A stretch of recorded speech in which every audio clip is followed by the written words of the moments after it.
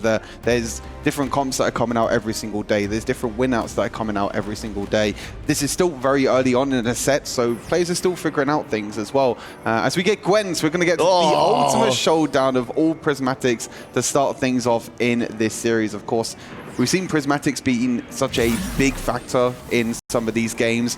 9 lives yesterday, you know, for I believe it was T1 yesterday, with the 9 lives, but making that big difference. But there was plenty of Prismatic augments that can give these players more power. Do remember, of course, extra pressure on Virtus.pro, knowing the club championship points are at stake. If you don't get beyond this point, you won't get any, with it being so tight at the top of the table. Let's get things started.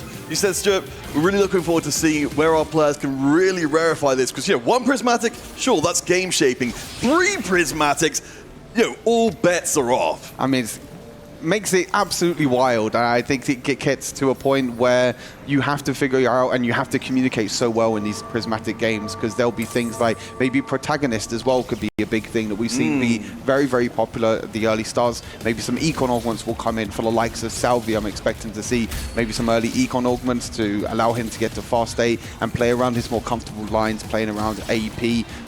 But also you can get things like artifacts. You can get, there's so much possibilities with these games as well, as we're going to get our first augment shortly. No sign of Gangplank just yet. I was going to say, that's a reflex at this point, and be like, has somebody got a Gangplank in here? Surely somebody's got a Gangplank. I feel like that's what we're all looking for all the time. I think we've just become trained to do it. Of course, we had to receive news, of course, on the next patch, which will not be part of EWC. Gangplank has been brought to heel, but wow, there we go. Maris gets it, and also a Viego as well.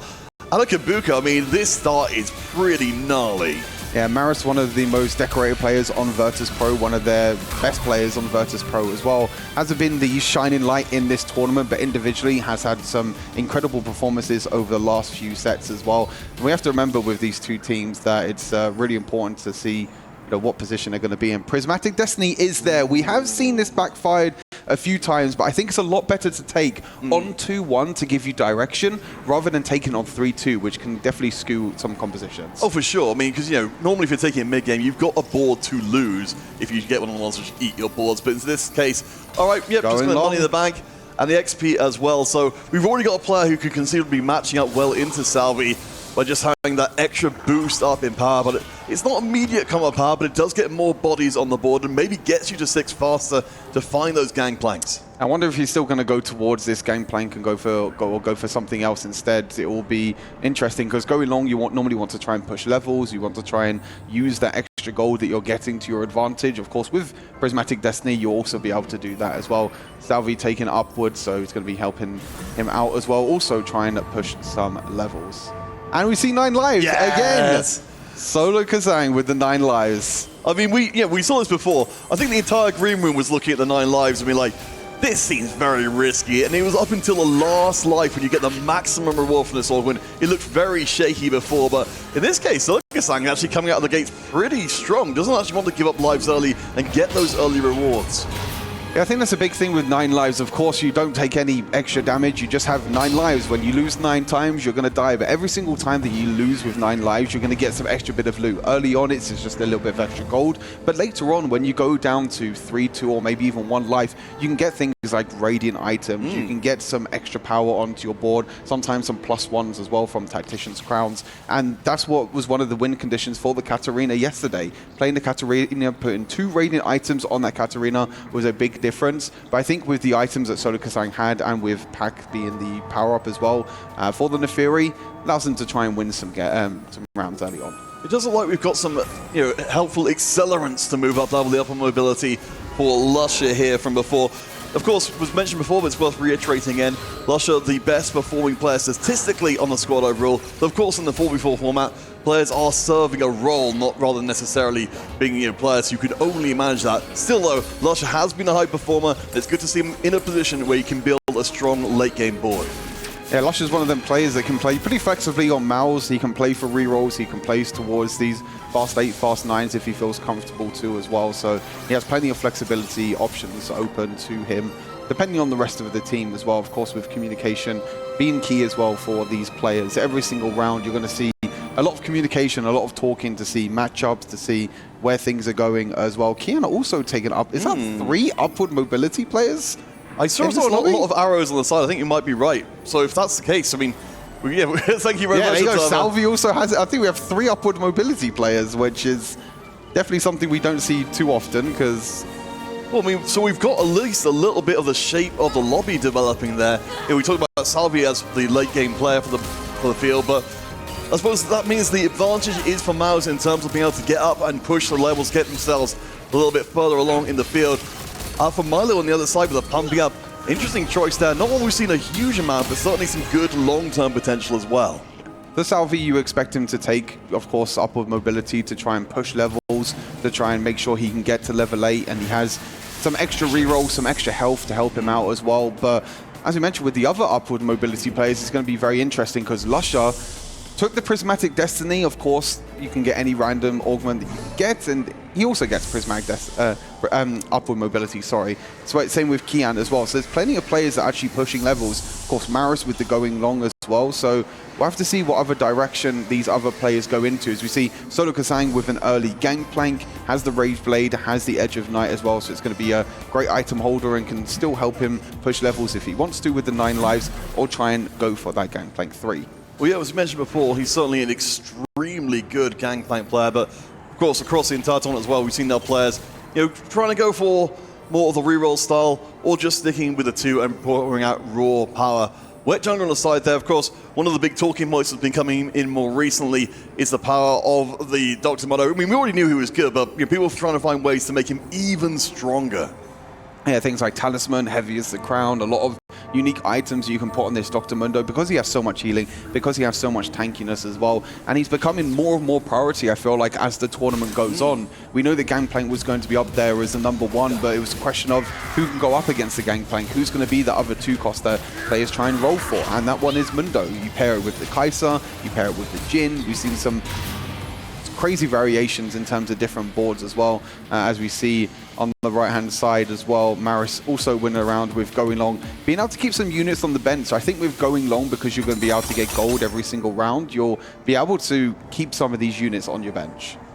Yeah, I really like this from Maris. Again, it's worth noting he was praised before. Just some specifics there.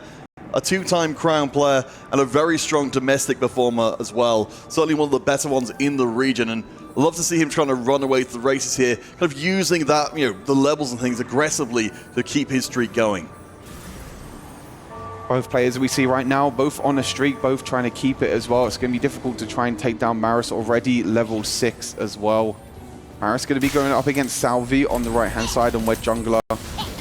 Going up against a Syndra 2-star to try and break it down as well for Milo. Mundo 2 is going to be pretty hard to break down, and especially when a Caitlyn cast as well, the damage to the backline just one-shots the Ezreal in the end. And Wet Jungler is going to do enough to keep the streak, as well as Maris as well. Looks like he was also winning his round, so both them players winning. In terms of Soda Kasang, he was able to lose one of his lives, so now he's down to 8 lives. He was able to win a few rounds as well, so he's got an extra little bit of gold from 9 lives, but we haven't gotten to that strong point of 9 lives with the Radiant items and other power spikes that can come on through. It kind of throws off our normal calculations here, because yes, we've got the 2 win streaks, 1 from each team. We've got the 2 loss streaks, so not a full 1 from Salvia. We're pretty much close enough. And then Solo Kasang down at the bottom. Of course, another aspect of 9 lives being that Solo will be able to grab any item he wants from the carousel for pretty much the entire game. Maybe that's justifying a little bit more why we're seeing him play more aggressively. Yeah, exactly that. I mean, he doesn't need to like save HP or anything like that. He doesn't need to do anything, but sometimes you do like to loss streak a little bit early on with 9 lives, maybe lose 3 or 4 rounds, and then after you lose the 3 or 4 rounds, then you'll be able to get more power, and then that power can help you come online with getting some extra gold, some extra power from items as well. Looks like everyone got a gold orb drop, so it'll be interesting to see what items and maybe some extra spiciness can come on through here. With this being a gold orb drop, you can try and get maybe potentially spatulas as well. Could be a big thing. We saw in the previous series that spatulas definitely put a warp in the series to create some very unique compositions that we haven't seen as well, with some things like Supreme Cells on Cassante. Oh yeah, I mean, that was a ton of fun. Should have taken a moment to note, of course, Maris's itemization for the Gangplank. Not what we'd normally see being thrown in there, but definitely has a very strong eye towards those AP lines later on. I think doing a service for the squad overall by taking the GPs out of the pool. And we can see, even with this itemization, the Gangplank is still being effective. I mean, any point you could put any items on Gangplank, you know, they'll still benefit. You know, with the spell crit coming on through, you have the anti-heal, you have the shred as well. Again, with going long, he doesn't get any interest, so he can just use his gold early on to try and push as many levels and keep the win streak going, which is exactly what Maris was able to do. Wet Jungler, though, also still on the win streak. So both Wet Jungler and Maris are two players that are keeping on this win streak for now. Yeah, we're really interested to see how they clash against each other. See Sologazang managing to get the Gangplank 2 up and running, so a little bit more power creeping into the balls. We can see multiple upgrades coming across the field. Again, I think this is definitely going to be one of the big questions hanging over the board. I love this side-by-side view as well, because you can see both these two players going for Gangplank, and both of them picking Radiant Refractor as well. So being able to upgrade one of Gangplank's best items, you can normally, it's either Rage Blade or Kraken. Most players prioritize the Kraken because you can get more AD over time, but you can also go for the Rage Blade, as you can see here with Solo, upgrading his Kraken into the Radiant version, which is going to give this Gangplank more power. Love this side-by-side view, though. We have NCC1 going with 30 gold. Solo has a little bit less gold, but definitely stabilizes his board a little bit more with that Kraken coming in, and has the Midas touch as well. Oh yeah, I mean, it's been talked about game after game as well. You know, even when Solo has spent down to the bone here with 1 gold left in the tank, Gangplank, as you can already see, is going to start farming that gold back up again with just how strong he is. He already has 2 rises on his bench as well. I'm surprised he didn't actually play the full mentor this round, but maybe prioritizing, you know, upgrades instead of going for the full mentor. Maybe he doesn't have one of the other units. I couldn't remember what else was on his bench, but finding 2 rise at level 6 is pretty decent to start things off. Can help the mentor, it can help him push levels, because now he's stabilized on Gangplank 2. He has the Radiant version of the Kraken, means that he can stabilize, push level 7, and play the full mentor. Sure. Yeah, finding that many rises is definitely surprising. But we'll keep on digging things in, because Maris is currently still leading the field, the only player to keep his win streak as we head towards the midpoint of Stage 3. This board very strong indeed. Of course, the XP poured in, the itemization being forced here, and we've even got buried treasures to make this board even stronger than it was already.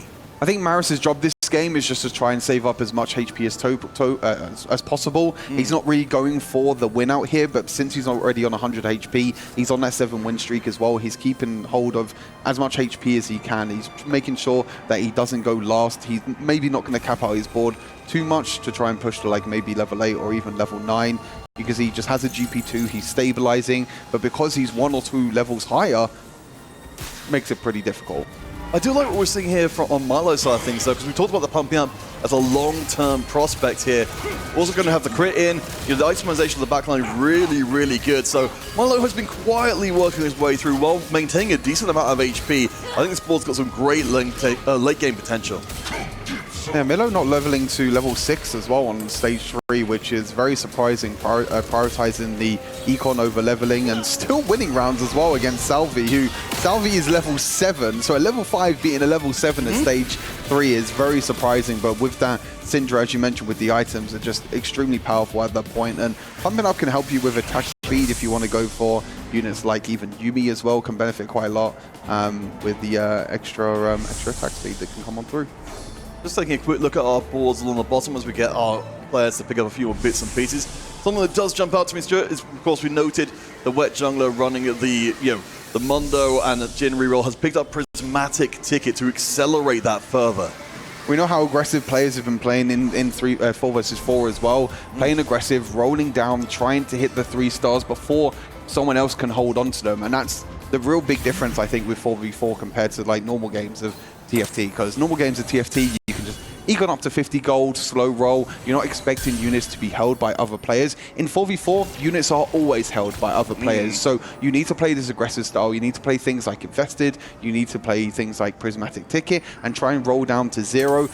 Mostly you're seeing all the time that players are always going down to 0. Saying that NCC1, getting that Gangplank 3, doesn't have the Kraken, but instead has the Radiant Guard Breaker, which is going to provide a little bit of extra damage. Not the same stacking damage that you can get from Radiant Kraken, but in the end is going to still help him out a lot. Yeah, I mean, it's still a lot of punch. I think picking up the Prismatic Ticket first for NCC1, of course, giving that advantage in getting the Gangplank in early on. You can see what a menace the Gangplank 3 has been. I mean, we've seen so many lobbies being topped out by these kind of Gangplank boards. And again, we're seeing every single player pretty much roll to 0 gold. Not a lot of players that are sitting really above 20 gold or 10 gold at the moment on the right-hand side of your screen. You know, MOUZ is down to 10, Wet Jungler down to 10, NCC 1 and Soda Kazang as well. So really showing that these two cost rerolls, they're playing aggressive, they're trying to hold on to the units as much as possible. And with units like Gangplank, you can get so much gold, extra gold back anyway, thanks to his ability, and also if you have things like Midas Touch. Yeah, and I think this does play really well into the conversation we see the Mundo 3 coming, which of course absolutely enormous. One off Jin as well. Yeah, I mean, the conversation about what a player does for their team overall, because I think you point out really well, you've got such great contrast in the gold totals, but if you can spend that gold early and give your team a strong point in the early game, it really feels like it serves the team overall. When we saw certainly in the previous series, the teams are thinking so much about what it takes to actually win the game. They're not about doing anything for themselves here. They're doing what the team needs. Yeah, sacrificing themselves for the team. We've seen it more and more as the 4v4 tournament has go on. Players selling their board, players sacrificing, removing items as well is so key in a 4v4 environment because of the way the point system works. Getting the first place is important, but making sure you don't go 8th and 7th is also very important as well. And for players like MOUZ starting to lose rounds now on this going long, but meanwhile, for Wet Jungler has the 3 items on this Dr. Mundo 3, is one off Jin 3, and now you're going to be seeing all these players just roll all the way down to 0 gold every single turn until they hit their 3 stars. One player that is going to struggle though is Soda Kazang, who was also on that GP line, was hoping that he can get some more money from 9 lives to try and roll for that GP 3 star. Unfortunately though, NCC picking up that Prismatic ticket allowed him to get that Gangplank 3 star instead. Yeah, and I guess you've got to be aware, that's the position in the game where Soldiers got so much better of a spot to be able to sneak through and grab that out from underneath, with Salvi has already picked up previously the buried treasures. Of course, David talking on the desk about the concern about Salvi's HP. Mentioned, of course, with the upward mobility, a little bit of HP back in the bank, and Salvi trying to make sure he doesn't lose too much more. And you're seeing both the upward mobility players for MOUZ. One has to take Sorcerer, one has to take Prodigy. Great side-by-side view here as well. Really shows that you have 2 upward mobility players. One had the decision to with Salvi, the other didn't with Prismatic Destiny. But still being able to try and utilize this to your advantage, playing the likes of upward mobility to get the extra 3 rerolls. And a lot of players are rolling down a lot early on. And Gwen 2-star already for Salvi on your left-hand side. That is a huge upgrade here for Salvi. Gwen 2 before even Karma 2 as well is absolutely crazy. There's been a phrase that's been going around, with people just walking through the halls bemoaning it, and that's Gwen 2 on level 8, who was just shaking their heads and walking away from that one. The Edge of Night in there as well to make it even more difficult to deal with. This is nightmarish, and maybe one of those things that can actually blow the game wide open. Of course, we've got to check in with Soda Kazang, who is now down to 5 of his 9 lives. So we'll start to get some more serious stuff coming through as rewards. Another big thing for these Fast 8 players as well is they're also rolling down a lot more aggressively as well. They're playing for things like rolling down on neutrals instead of rolling down on 4-1 or even 4-2 as well. Kian here picking up one of the best augments for this K'Sante lineup, which is Bronze for Life. So many of these units have so much synergies with each other as well. We have the Akali 2 being picked up, Ryze 2 and Jarvan 2. It's nice upgrades, but it's not like K'Sante 2. It's not one of your main carriers, but you have the Akali 2 in the end as well. So he might just lock this shop because he does have a Karma pair. He doesn't want to sell that. He can't upgrade both of these units just yet. This board should be okay. He is pretty low on HP though with an 8 loss streak. But I think with the extra damage that comes through with the Bronze for Life, means that he will be able to stick with this extra HP that he has. Thank you very much for production for showing us there are 5 K'Santes left in the pools. We know exactly how difficult it will be. I mean, of course, we still got a full duplicator for Kian waiting, so just need to find the one, especially considering how many other units he's already found in the shop. I do like seeing the Akali, of course, one of the balance which wasn't necessarily expecting to see as much of coming in, but pairing so well with a K'Sante, we can see just an absolute menace to the back line, while even the 1-star K'Sante menaces the front. Yeah, it's very difficult to position against Akali, of course. It's just going to be dashing to the furthest units, so you don't really want to corner your units, but at the same time, you don't want to position them in the middle because then you're against Jarvan, you're against Kabuko, you're against Yasuo. There's so much to position, and as expected, he does lock in his shop in the end, does go for that Jarvan 2 and the Ryze 2 upgrade. So it looks like now is on 4 lives, so it doesn't have that many lives, but he took it invested and he also hit GP3. Nice. So we have 2 GP3 players in this lobby. Solo Kazang probably in a better spot as well because he also has Kabuko 3. Both the GP3 players also have stretchy arms, I believe, as well. So there's a lot of power on this board for Solo Kazang, and he does have the better of the Radiant items. One had Guardbreaker, Solo Kazang has Kraken. So I feel like Solo Kazang is in a better spot, but it becomes very dicey as well because only one of these players can win. We're expecting the GP player to potentially win out in this lobby with how much extra resources he's able to get. The Radiant Refractor also helping out as well, but look at the extra AD and the attack speed that's stacking up here with both Kraken and Rageblade. And this is such a great illustration, of course, of the role changes as of this set. So, you can put the Gangplank, Edge of Night, sure, but you can put the Gangplank right in the center, middle of the board, access all areas with that extended range, and just be an absolute menace to deal with. So, to look across our players, of course, we've got all the Augments in place. We've got no more super spicy units coming through on the carousel, but Stuart, what's your kind of overall feel of the field here in Game 1 of Series 2? I feel like overall, most of the players have actually hit the units that they've wanted to hit. Lusher with Yuumi 2, Kian with the Akali 2, and also still only has Cassante 1, but has hit the rest of the board. Most of the players that went to level 8 has actually hit their board, and most of the re-rollers have also hit their board as well. One unique composition, though, for Milo is this Star Guardian board, which we don't really get to see too much.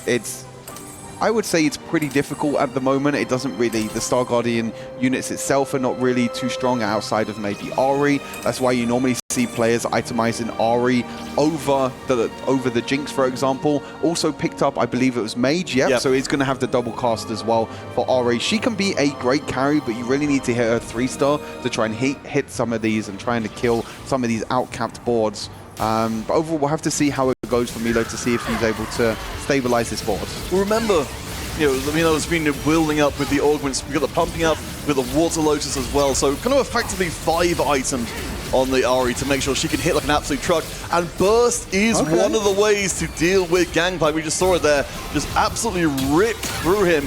And I think, this is the moment to really see that board come into focus. I think the extra Lotus coming on through as well, the extra crit damage for the Ahri, the attack speed, as you mentioned, with the pumping up as well. Pretty important win to play against the GP3 and also win out against the GP3 as well. When we're looking at life totals, it's neck and neck between these two teams. I mean, MOUZ at the moment all sitting in the top 3. Salvi on a win streak at the moment, of course, with that Gwen 2 that we've seen already. Lusher at the moment as well, also hitting that Yuumi 2.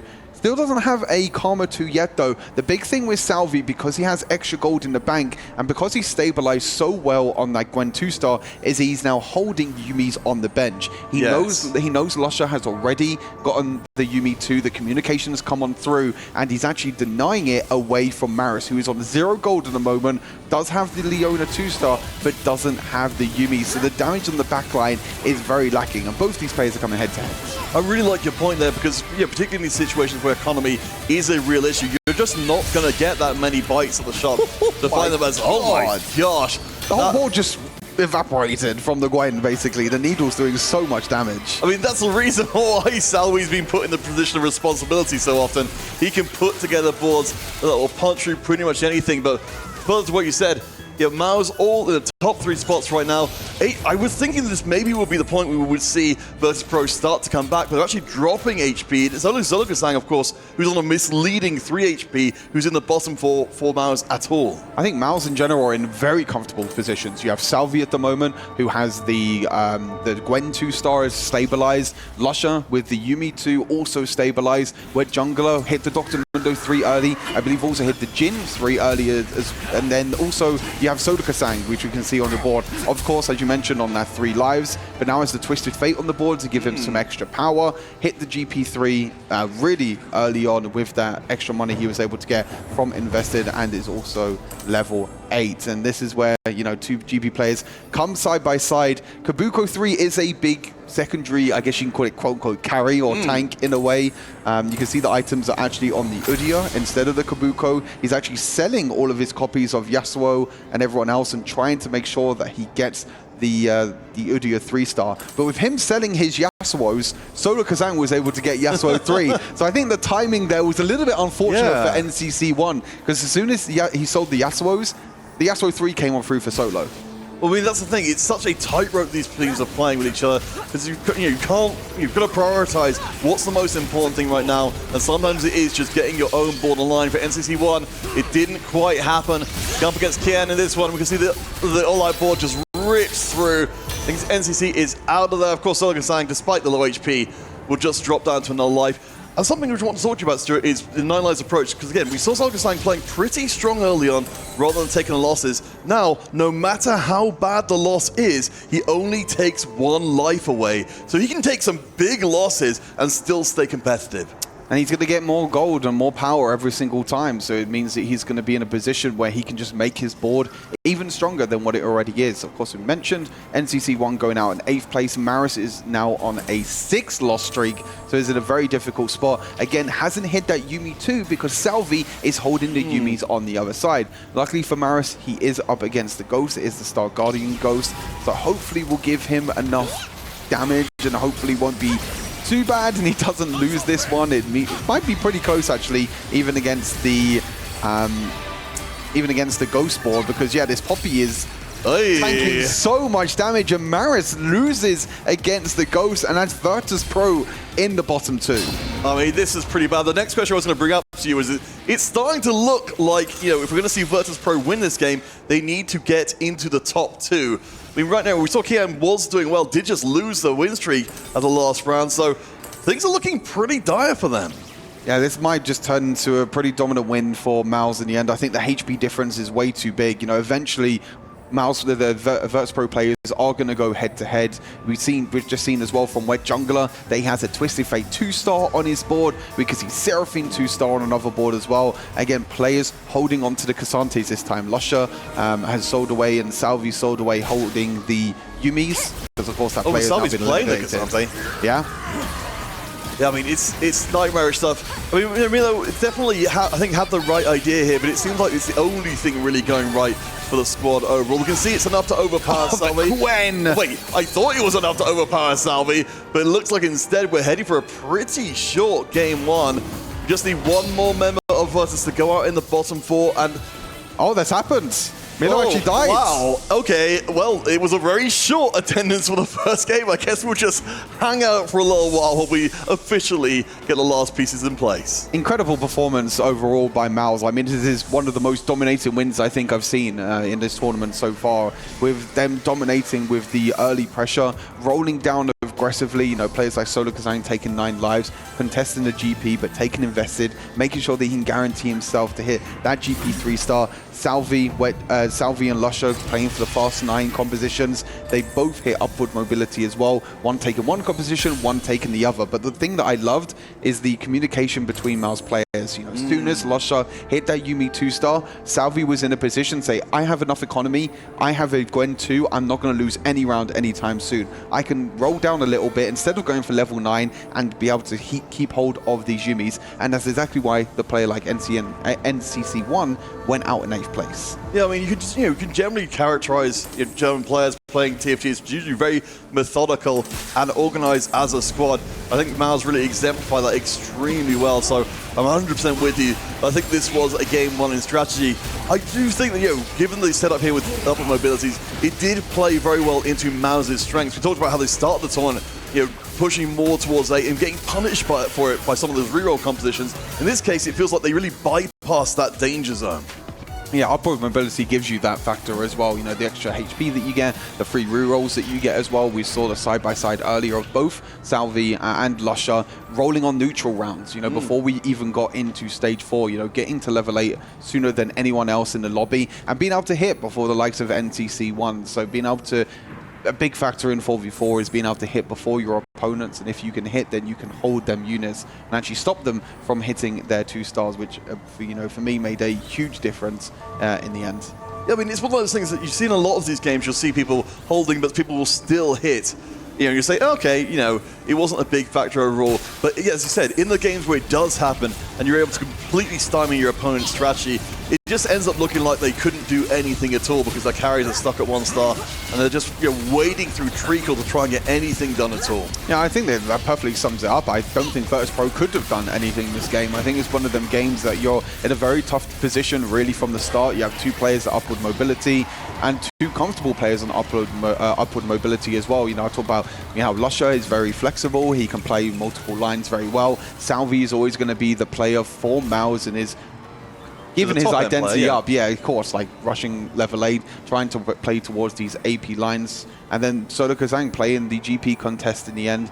Wasn't able to hit GP3 earlier, but still hit it in the end with the extra invested. So doesn't have the extra combat strength, but sometimes the Radiant item is all that you need for the GP to have enough combat strength to be able to win some rounds. Yeah, I mean, one of the reasons, of course, we love the 4v4 format is just, you know, I guess to bring that out to the larger point you were making there, you know, the team utility of so many of these different aspects that not necessarily what it does for you directly, but what options it allows for your team. As you said, you know, extra rerolls, being able to take units out of the opposing team's pools.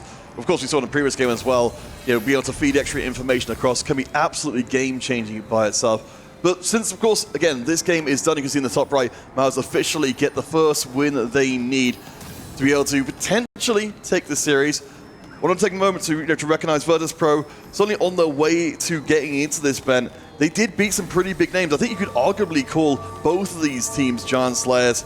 You know, there's a reason why titled Summertimer, you know, Japanese world champions are not here as part of this event. Virtus.pro beat their team to make sure they couldn't be in. You know, and of course, MOUZ, they managed to earn that title by taking out the Falcons as well. So I'm really excited to see what Game 2 has got for us. I think both these teams individually, they are very strong, and even in 4v4 environment as well, as you mentioned, they've, you know, MOUZ beat 100 Thieves, Virtus.pro was able to beat Talon and also Zeta Division to get to the Esports World Cup in the first place. But I think for Virtus.pro, this game is going to, you know, going to be a little bit long-winded, but I think in the end, it gives Virtus.pro enough time to maybe recap on how this game went and how they can play it a little bit differently as well. Maybe it's something to do with maybe picking up some more econ augments, maybe not focusing too much on things like, you know, Bronze for Life, for example, which does give you a crazy amount of combat power. I'm not saying it's bad at all, but I think the big difference this game is that for MOUZ, they were able to pick up some econ augments early on and use them econ augments to be able to push levels and get them 4x 2 stars before any of Virtus.pro can, and it got to a position where they had their, you know, their backs against the wall. I suppose the good news of Virtus is we know that Game 2 is very likely to be very different from this one. Yes. You know, this is an all-prismatic game where things were pushed to their most extreme, so we don't know if we'll be seeing anything like what we've been seeing in this game so far. As looking like Kian will not be able to be moving towards at least getting the little bit of comfort from winning the lobby overall, where Jungler drops down. We're down to our final few bits of HP, and it'll be Lusher and Salvi, of course. Upward mobility brings them both to top 2. Exactly that, upward mobility allowing both the top 2 players, Salvi and Lusher, to get in there. I believe Kian also was the player that had upward mobility, so top 3 in this game for upward mobility, which means that you have, you're right. Yeah, you have.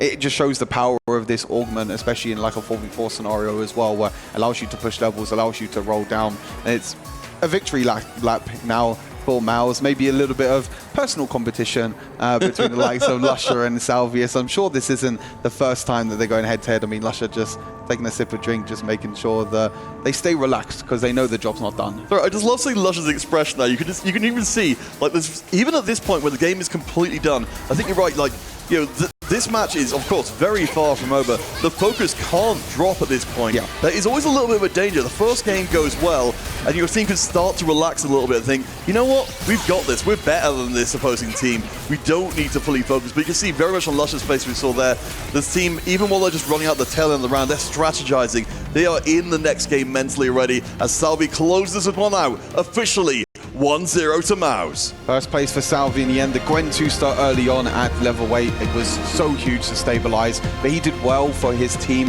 holding on to the Yumis, making sure that NCC won, got that 8th place, and I think from there it was a steamroll performance from MOUZ. Great from start to finish. Prismatic Destiny helping them out as well. A lot of great performances across the board. And Salvi again, the player that we highlighted before we got into this series, saying that He's really the star man. He's been the consistent player. He's playing the same compositions, but that's all you need sometimes. If you have that player that is so comfortable on a line, like playing the fast 8 into an AP line, whether that's Sorcerers or Prodigy, then the rest of the team doesn't need to really worry about that line unless they're in a really strong spot. All right, well, that's game 1 done. We need to head across to our analysts to break down everything that happened and get ourselves ready for game 2. What a dominant game. Really coming out of the gate swinging here from MOUZ in this lower bracket, looking to send VP home. And the best part is that MOUZ, I don't think they were sweating at all this game 1. If you asked them before the game started, what is your most comfortable and best default game plan? It's exactly this. Every player played the comp they prepared across the tournament, they played the most of, they've mastered, and it showed. It's just kind of crazy about the setups, and I think we can dig into that a little bit more. They are the most fast 8 heavy team in the entire tournament. Lusher and, of course, Salvi got their AP lines early on. They hit the Gwen on level 8, just incredible. And you might have thought that Sologasan was low HP, but he had 9 lives, so they were all basically in the top of the roster from the start. Yeah, this is a really great performance, and it speaks volumes to the fact that, you know, we've already heard some rumblings from the team saying that this was a very formidable scrim partner. This is one of the strongest teams that we have in the tournament. And after the performance on day 1, we had like raising some eyebrows thinking, why is that actually the case? But they continuously are showing us that this is why. I do think this game is not maybe the best showcase because you have 2 players who are more X-Factor, who have to work harder to find success. Wet Jungler on his Mundo roll down, and Solo with 9 lives, risking a little bit more, but then hitting in the end. And then you have 2 players who are kind of, if they miss, it destroys the game plan with Sorix and with Yuumi, the fast 8 players in general. But the moment the 2 players who are essentially kind of gambling a little bit on their roll downs hit so early and so hard, the game becomes a blowout. And most blowouts happen exactly because of this. It just becomes a feast on stage 4 where VP cannot do anything about it. Yeah, and I would like to add, the reason why they need so much early game tempo is just because what Panda said is that a lot of times Lusher and Salvi, they're not going to hit like this every game. That's impossible to do. So you want to have that sort of padding from the rerolls in Wet Jungler and Sologasan to just kind of cushion you through that. Salvi, however, has been very consistent factor for the side of MOUZ, and that's also the player that we highlighted coming into this, Clement, where we're saying, yeah, this guy has a great career, he's very much known, he's done a lot of things individually. So the question was whether or not that was going to go well with the rest of the team, because it is a little bit more of a different approach when you're looking at the 4v4 rather than a free-for-all. But I feel like the fact that he can remain consistent in every single game that we've seen so far speaks volumes to his leadership skills as well. The real test, I think, for this squad is, can they do the same thing if they're forced to play into different roles? So far in this tournament, they've kind of stuck in their own lanes completely, and it hasn't bothered them. But what happens if Solo has to be the fast 8 AP? Can they still run the same strategy? That's going to be the test. I think it maybe comes down to them seeing flexibility being less important than mastery, where if they have such an edge on specific comps and they know all the in and outs of when to roll, what units to hold, they're not your key units on your comp, it matters more than being more flexible on your roll down, being more flexible on your augment selection.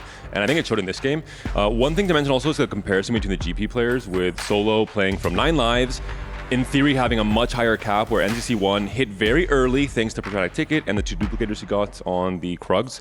But in the end, his cap was much lower. He started bleeding out once he started facing all the fast 8 players who did end up hitting, and he went 8th in the end. So we'll see the bounce back in the game plan from a VP in this game too. Yeah, I would like actually to touch upon that, so I'm happy that you bring that up when it comes to VP and their game plan moving forward, because this was such a blowout game. The things that didn't obviously go their way. So moving forward, what are we expecting from VP? You know, I would hope my Vietnamese boys, they can find their footing a little bit more early. When you're contesting against MOUZ that has so far have only won blown out games, then you want to push them off their comfort zone. You want to gamble that Salvi and Lusher are not going to hit like this every time on their level 8. So maybe get early tempo, make sure they're low HP onto level 8, and then deal damage there. And ideally, I would say if Salvi and Lusher are playing for the same game plan, if you pressure them enough in stage 3 and they're entering stage 4 on 2 lives and they miss, they feel so much more pressure. Salvi, he entered with around, I think, 40 HP, but Lusher was very healthy. Even if he missed, he had some rounds to bounce back and to get lives from his teammates and still find success. So we saw a bit from Fnatic yesterday where they had this like triple AD flex stage 3 where they were just tempoing so hard. I think maybe VP has to take a page out of their book, especially to counter the game plan from MOUZ. didn't necessarily work for Fnatic, so you would hope that Just for stage 3. You know, so you would hope that it would work for VP today, because again, this is their backs against the wall, and they are one game away from elimination, which brings implications to their standings on TFT, but also to the club championship point. So there is a little bit of pressure on this roster, if I do say so myself. Whereas on the MOUZ side of things, there is no pressure when it comes to club championship points, considering how the rest of the organization and the games that they have been competing in. So that's combined with the fact that they had the key yesterday. Do we just want to see them replicate what they've done now, or could that also be their biggest weakness? If it's working, don't change it. Talking about pressure though, I have to look at someone like NCC1 and Lusher. The 8th place here, he's the only player who hasn't made it to attack round, for example. I want to see if he can bounce back mentally and maybe lead his team to success in this game too. Well, that is game 2 that needs to be coming up next. But first, we're going to have a break to see whether or not VP will have some skin left in this game. They are in for the club championship points. They are in for the TFT placement, in for playoffs as well. We'll be ashamed to see them go out early without a fight. But whether or not they'll be able to put that up against a team like MOUZ, we'll find out shortly.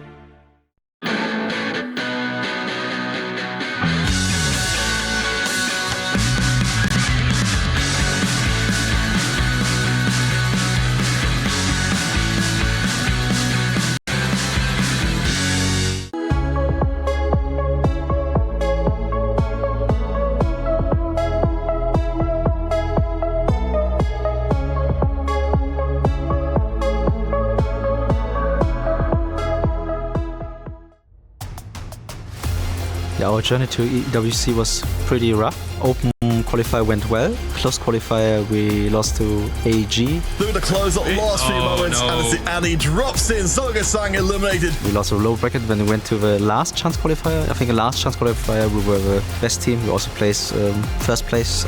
Wow, this is a really tough situation. Before that we took 1 week full prep. We played much differently than compared to the close qualifier. And the last chance qualifier we finally figured out our preferred playstyle, and I think we executed it pretty well. The Timbers comes out. Oh no! Ovi actually gets there. A critical win for MOUZ. MOUZ are heavyweights coming in from the EMEA scene. MOUZ are the most decorated EMEA team. They have 2 players in the Pro Tour. They have multiple TAC Crown players as well. And I think they should carry the highest expectations for the region. I think MOUZ is likely going to be a quarterfinalist team. And if they move up a little bit, I wouldn't be too surprised, but they would need to prove themselves. This is what we thought was going to happen. We're playing for MOUZ, and MOUZ has been really great. They treated us they fulfilled every wish we had so far, and they're supporting us a lot. And we're very proud to represent MOUZ as the only German team here at EWC for 4v4. We feel very grateful to get this chance, and we will try our best to make MOUZ and the German viewers and players proud.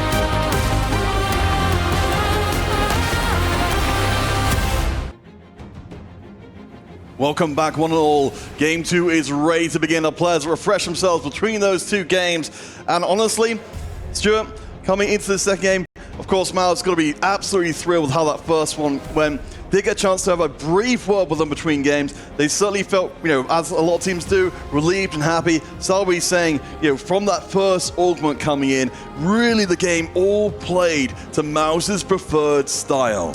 Yeah, when you have one of the best augments that you can pick up as well for players that are so comfortable on a line, like going for fast 8 into this AP, into these common AP compositions that we've been seeing a lot. As soon as you see them at the start, you feel very comfortable. You just need to make sure you play your own game correctly. You play it to the level of standard that you want to be. But I think, as you mentioned, for this game, hopefully it's not going to be as crazy as the first one with the full Prismatic, because obviously with the Prismatics it can be very wild with how much extra power that you can get onto these boards. But I think Virtus.pro has what it takes to come back. Of course, this is a team that has still done a lot to be able to get here. They've beaten some of the best teams in APAC to be able to get here as well. Players like Maris performing very strong overall at Tacticians Crowns before, and being able to be a winner in a Tacticians Cup. So these are players that are like I said before, no slouches, and they're going to do what it takes to try and stay in this competition.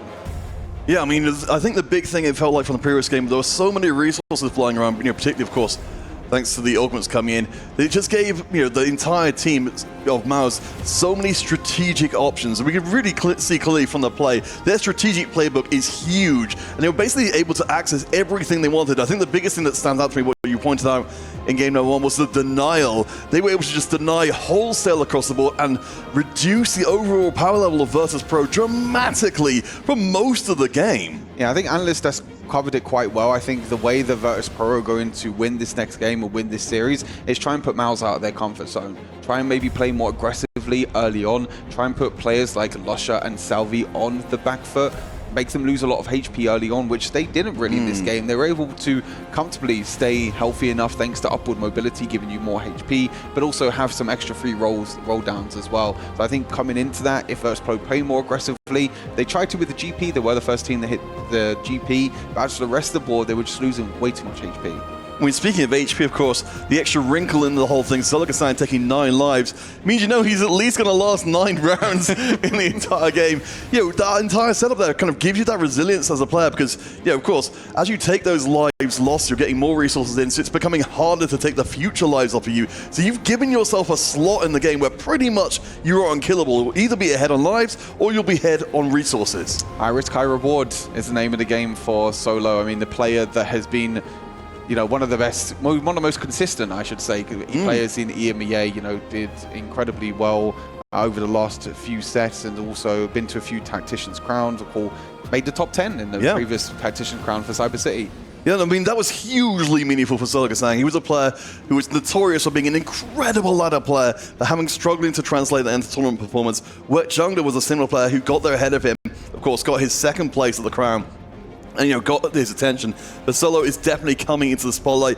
But let's shift that spotlight across to Virtus.pro because there were things to like about that previous game as well. Even if they didn't get the win, we did see some good boards. Kian, of course, that all-out board, even if it was mostly denied for a while, was still set up to be really scary. I think the all-out board is something that definitely a lot of APAC players and China players are prioritizing a lot more than EMEA and the Americas. We don't really get to see a lot of EMEA players or America's players actually going for the all-out Cassante. Maybe they're not comfortable on the line. Maybe they don't want to risk it on that line because there is a lot of flexibility with that comp. You can play into Protectors, you can play the Supreme Cells version with Akali. There's so many different variations of the comp, and I think you need a very high level to understand what is your strongest board at certain times. So I haven't seen too much from EMEA. Maybe it's something that they'll bring out over the course of this tournament, but definitely a comp that is prioritized a lot more over in China and APAC. I suppose we did see to an extent what it would take to push Gangplank somewhat out of the conversation just because there were so many resources in there. Players were able to locate themselves in the AP lines, step above that projected power level, even the Gangplank 3s, and have them be, a relatively small factor in how the game played out. It's one of the compositions as well that you can move from Gangplank. I mean, Kazante doesn't really work well with these, attack speed items. I think he much prefers things like the Infinity Edge and the Guard Breaker. But if you use these items and just slam it on a GP early on, you can tempo with GP, play into the Kazante all out, or try and play into Luchadors as well, try and play into more Volley Bear style. We'll have to see what unfolds in this game. Number 2 is MOUZ, just to let you all know, is currently 1-0 up in this series. And Stuart, it couldn't be more perfect. We go from Prismatic all the way through to Golden Gala. This is exactly what Virtus.pro wanted. This is the most standard game of TFT you could conceivably have, and the biggest distance from game 1. Most standard, the most normal, but we know that no game of TFT is normal. There's some shenanigans that happens in any game of Teamfight Tactics. We might be seeing some craziness that the walls pull out, like maybe a GP2 from out of nowhere into solo leveling. I'm ready for or it. Something.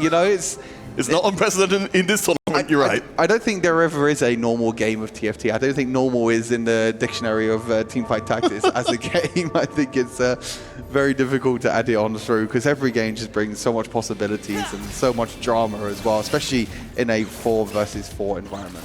So let's start to kind of compare this kind of situation, what we expect from this situation compared to game 1. For anyone who wasn't there for it, of course, Prismatic across the board, MOUZ were able to kind of bypass the early game effectively and roar into the late game later on. In this case, they shouldn't have anywhere near as much power coming in from the Augments, and they're going to have to play the early game a little bit more honestly. I think there are definitely still some very powerful gold augments that you can definitely come on through here.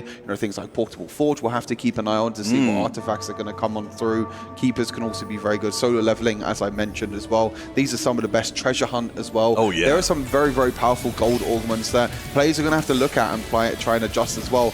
The big thing that I'm curious about, if a player like Salvi gets treasure hunt as an option, if Salvi has that option, will he go for that line? Something that he's uncomfortable on with reroll, or will he just stick to going for that fast level 8? All right, Wet General, of course, from the players, we're looking to go for big things, decides to replicate out some extra items as well. So, if we're kind of talking about the idea for MOUZ, that they're going to try and get through this early game, maybe not the same sort of brute force way they did before. It seems like at least for Wet Jungler, as we see here, he's going to try and get the items on the board and just play strong for now.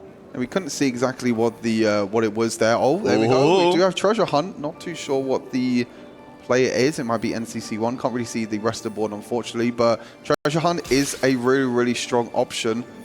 That could be a possibility. Also 2-trick as well, which is really good to stabilize, but no, will be that treasure hunt option. Lusher going for worth the wait. We have Stars Are Born for Kian, Solo Kazang going for the lesser champion duplicators. So plenty across the board, and Maris is a person that did take Portable Forge, so we'd have to take that into account as well to see if what Maris picked up as the artifact of choice. All right, so we'll see what the flavor ends up developing here. Might get to see it here, Collector. Okay, so Maris going to be able to find another way to pour some gold into the pocket, especially combined with the Infinity Edge from very, very early on for that Stevia to go through. I do hope we maybe have the chance to see more reroll being played here. Certainly Kaiser, a solid option to make sure you keep on rerolling for a while. Yeah, Kaiser's one of them units that you kind of really need to get early on to get the stacking of her ability. Interesting that he did keep some of the Severes and also the Malphites as well, so Maris could be looking towards going for the crew potentially. We didn't really see a lot of one-cost rerolls last time because it was full Prismatic and it's a lot riskier to go for the one-cost rerolls in a Prismatic lobby. Worth the wait Gnar, it looks like, for Lusher, which is actually very strong. If you can get, a really good power-up, which Shadow Clone can be very useful. You get a few items as well. Unfortunately, it doesn't have the Rage Blade, does have a Reforger, but a belt and a BF sword is going to help the Dr. Mundo be tanky, so that's very important. Meanwhile, on the other side, Stars Are Born for Kian might be contesting this line though. Use that Stars Are Born, I believe, already to try and get the Vitu, so get a little bit early power, maybe the early aggression that I was talking about.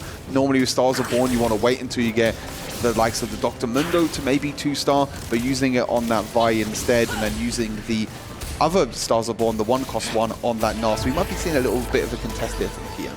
Yeah, I mean, I think it seems like Virtus.pro very much taking your thought from that from out of that first game to get themselves established in the early going, and I think it's really coming true across the board here. We've got a lot of early power coming in, a few players playing towards more the late game, but for the most part, we're seeing Power just being brought onto the board here, and now the heroic grab bag from Solo Gasang as well to allow for that extra burst of power soon. I think it's going to be really important now to see if they can keep the aggression going for Virtus.pro, because they're in really, really good spots. I think Maris is in a good spot. Kian is also in a very good spot as well, hoping that they can dodge each other to keep that win streak going. Solo Gasang is going to be very interesting to see in terms of components. He has a BF sword, a belt, and a bow, so can still go into things like Edge and Knights and Rage Blade, which we've seen a lot on the Gangplank. Of course, Solo has had a lot of practice on this Gangplank, but he could be potentially going up against a treasure hunt player like NCC1, who already has a Gangplank on his board. Yeah, we know that's going to be very scary going forwards. Of course, the treasure hunt we've seen be a part of a huge amount of very powerful boards overall, but it is a long-term investment here, as you see Lush's pile of Gnarls getting overwhelmed there by Maris. Keeping the win streak going, Kian and Maris up at the top with Wet Jungler. This is very interesting now. So Maris actually selling all of his crew units and instead using it on the Neferi one, has the Neferi 2, sorry, being able to stabilize and try and keep the win streak. Could be pivoting towards, you know, something like the Cassante all-out from what we've been seeing. Can maybe use that Neferi early on to just try and push as many levels as possible. Because we already know that NCC1 is potentially looking for the Gangplank. So they can't really contest each other with Gangplank. It's very difficult to have two of the same teams going for the Gangplank unless you're both pushing levels. But early on here, you know, I think there's a pretty solid direction overall from Virtus.pro players to see where they want to go. Actually, they have 2 treasure hunt players. I didn't even realize. I think Virtus.pro, from what I saw from the HUD, have 2 treasure hunt players on their board. I think one is going for the Dr. Mundo. Yeah, NCC1 and Milo both have treasure hunt. So they're both going for the reroll line. So we know already what position that they are in. And we know that they are both going to be the reroll players here for Virtus.pro. And they're both treasure hunt. We know how powerful it's been throughout the whole tournament. All right, so talk to me in terms of what we're seeing so far. Yeah, of course, we want to see Virtus.pro come into this one pretty aggressive from the off. In terms of like moving in that kind of direction, then, you know, how satisfied are you with Virtus.pro, who have to win this game from the early showing? I think they're playing much more aggressive. I think this is something that I wanted to see from them in game number 2. You know, we're picking things like Collector, which is a very good early stage artifact that you can pick up to help you out with some damage, but also help you out a little bit more in terms of tempo. We see Kian going for the Stars Are Born, but buying the units for Stars Are Born very early on to try and keep the streak. And like I said, this is what they need to do. They need to make sure that players like potentially Lusher and Salvi lose a little bit of HP as they're trying to push levels. One more round to go. So Kian is also Stars Are Born as well. I mean, we could have a possibility where Virtus.pro have 3 reroll players in this lobby. You could just use this Stars Are Born to tempo. It could be another option to use it. But we have 2 players with Treasure Hunt, 1 player with Stars Are Born as well. Yeah, so there are multiple ways in which Virtus.pro can play multiple different reroll compositions. As the Observer just shown, where there was a Katarina 2-star already. So they're all trying to play different lines right now. Well, this does make sense. I mean, if we look back at MOUZ's previous games, particularly their games versus Aegis to start the competition, their first game went disastrously because they didn't go for the more rerolling style, and they just got completely overrun. So, you know, I have to imagine there's going to be some attempt from MOUZ to try and account for that, but it feels like stylistically teams can only adjust so much without really throwing out everything about themselves. I think it becomes very difficult when you have some players that are maybe not comfortable on one line, they're comfortable more on another line, which sometimes can work out to your favor. You know you're going to be in the same position all the time. Lusher, as we can see, hits that null 3 thanks to the worth the weight. Already has the Kraken slammed, is hoping for a Rage Blade to help out. Wonder if he ever swaps out this Shadow Clone. I don't think he does. I think Shadow Clone is one of Nal's best ones. You can, of course, go for the... I'm not even going to attempt the name, the Kahuna Huna. Yeah, that one. Yeah, that's a hell of a name. I don't know who on the TFT dev team came up with that name. I love the name, but sometimes it can be a little bit difficult to get off your tongue. Yes, I mean, I do remember certainly a little earlier in the set before. Got the Rage Blades. Yeah, before he nerfed it, the Kahuna Huna was absolutely nuts. It's still extremely good on him, but I mean, this has been such an interesting game with Lusher, getting the worth away early on. It feels like they have at least made the adjustment, MOUZ, that concession to say, okay, we know what Virtus.pro are likely going to try and do for us. We need to have somebody out on the field, or a couple of somebodies out on the field, who can bring the fight to Virtus early. And you can see now that Lusher can now push levels thanks to that Gnar 3. Can maybe even try and look for the Gnar 4 if he wants to as well with Worth the Wait. It's a possibility. Does take quite a long time. You know, we saw, you know, a few days ago we had Zach 4 potential, but it was 1 round away. Maris still on the win streak. It's going to be coming up against the other win streak as well in Wet Jungle. And you see Wet Jungle slamming items, trying his best to keep the streak going. And do remember as well, MOUZ has the win and loss streak in hand right now. If Wet Jungle wins this round, it means all streaks will belong to MOUZ, and that's a lot of extra money in. And the Fury has been doing her best to be an absolute menace, but it's looking like the front line is too strong. If Solokasang loses this round, that means that economically, MOUZ are way ahead. Yeah, using that replication in the end, so Wet Jungle again keeping that win streak so importantly is very, very powerful position to be in. See, on the right-hand side, we have things like the class president could be a possibility here. I believe it's the Katarina reroll player where you can, you know, the powered up from the power up. Yes. You know, he's able to get some more spread of damage, and that's going to be the option here. So it also gives you a Katarina, which is also very nice, but it helps you give more damage to the rest of your units, the ones that are next to the Katarina. You can see that the Garen and the Rakan at the moment both had the red flares, so they both get some extra bit of HP, I believe, and some extra AD damage and as AP. well. Yes. Yeah, so it's very much like the Syndicate one from the previous sets, that you've now just got like a kind of a pocket of very powerful individual units. In this case, of course, you know, we've got, again, the rolls coming into play. The tanks make sure the Katarina does not get targeted in the early going, and she's able to go off while all those tanks stay alive and do her magic, crushing through the line. But again, Solokasang and Wet Jungle for MOUZ controlling the win and the loss streaks right now. I mean, hopefully that, you know, that seems like it's going to equalize at least a bit, the double treasure hunt choice from Virtus.pro. You know, there's more goals on the German side of things, but on the Vietnamese side, they've still got the treasure hunts pouring in resources. I think it's very difficult now for MOUZ to actually try and outcap some of these boards because we know how much extra power the treasure hunt can give to these Virtus.pro players, and it's now a situation where MOUZ are now going to be, you know, on the back of their mind. They're going to say to themselves, like, how do we outcap this board? How do we get to, you know, level 8 for the likes of Salvi, and how do we win out against treasure hunt? Because you're rerolling all the time when you play treasure hunt. That's why this augment is so strong. You just reroll every single stage. You get to that point where you can just keep rerolling, keep going to the awards, getting the treasure hunt cash outs to get more power. Solokasang, double econ augments for Solokasang, again playing the GP for a second time already today, and has been his most comfortable you know, position to be in. Milo rolling down, getting the treasure hunt, getting that MOUZ Hot 2-star. Did go for crew in the end. I like it. I think early on he didn't really have an, you know, kind of a direction in the early stages.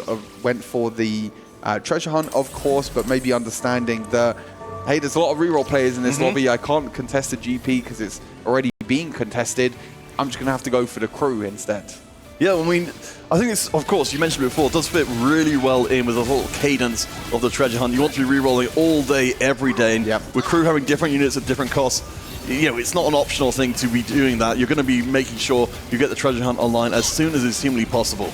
I have to say, though, that he is already level 5. He only has 5 pairs of Malphites and only 3 of Sevirs. So he is a very behind tempo when it comes to the crew. The big thing with the crew is you need to make sure that you get these 3 stars on as soon as possible. You get 1 3-star, you're able to get XP every single time you roll. You get 2 crews 2-star, you can get a free reroll every single turn. So it's so important to get that. He is very behind tempo, but as we've seen, there's plenty of rerolls across the board. We have Kian going for Jin, NCC1 going for Katarina, and Milo going for the treasure hunt. So 3 players. But don't forget Lusher. He's not rerolling, but he's kind of going for a reroll. He's taking Nars out of the pool. Yeah, I mean, he can just push levels now. He has the Nars 3, he can push levels. He has Mundo 2 as well. He can go, he's in a position now where he can try and push maybe level 8, level 9, and try and play towards the 4 Luchador went out with Volibear. You still have Nar on the back line.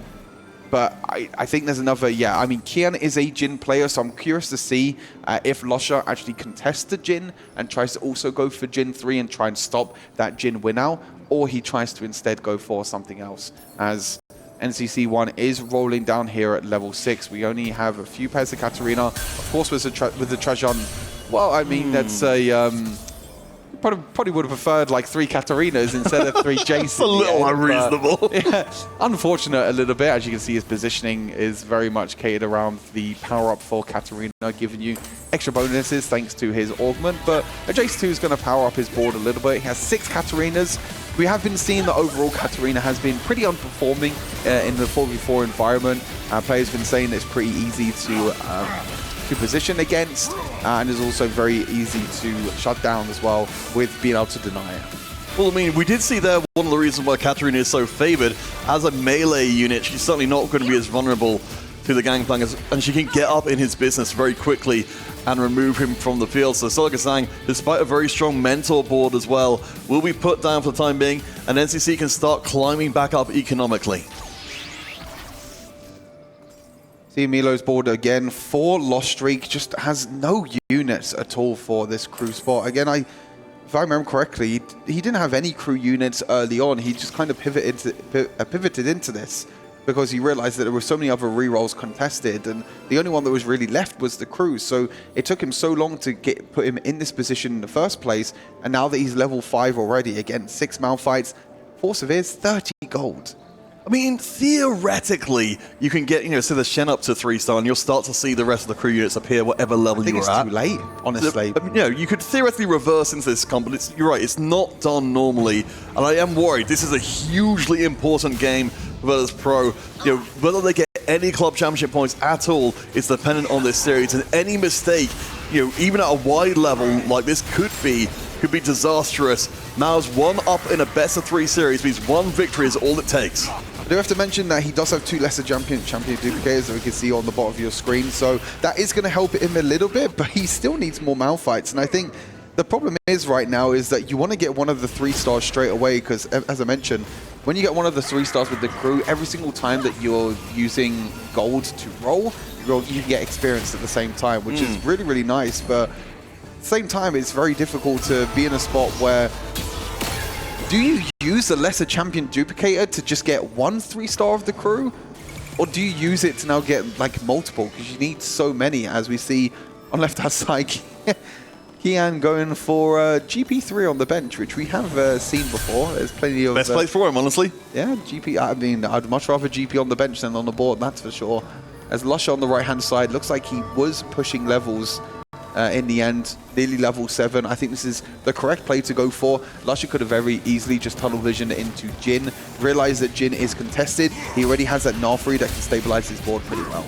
Oh yeah, I mean at this point, knowing that it's going to be contested, I think it makes sense not to waste too much time here. When you've got options like potentially bringing in Luchador for long term to make sure this Gnar remains a relevant concern. But for the time being, as we look at the field overall, we can see MOUZ in possession of 3 of the top 4 spots at the moment. But Kian, again, as we saw from before, he was the most powerful player for Virtus, finishing out 3rd in the previous game. He's also doing well in this game.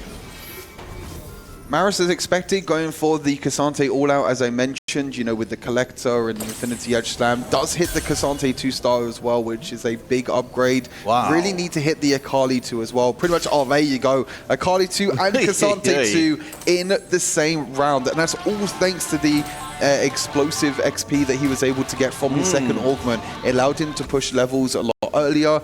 Allowed him to save gold so he can use it on his roll down. Meanwhile, on the other side, Milo went down to 0 gold with the treasure hunt, was able to get Severe 3 and Malphite 3, so that is a star. That's huge. But you need to get these other units online. Zig's 1-star is also nice, but on the other side, there's a Twisted Fate. I mean, Milo at the moment is saying, hey, Maris, can you sell that Twisted Fate? That's mine, buddy. I want Trade offer incoming. Yeah. Might turn into double up in a second, just send it over, Well, I mean, one way to send over is to beat him up with it, I suppose.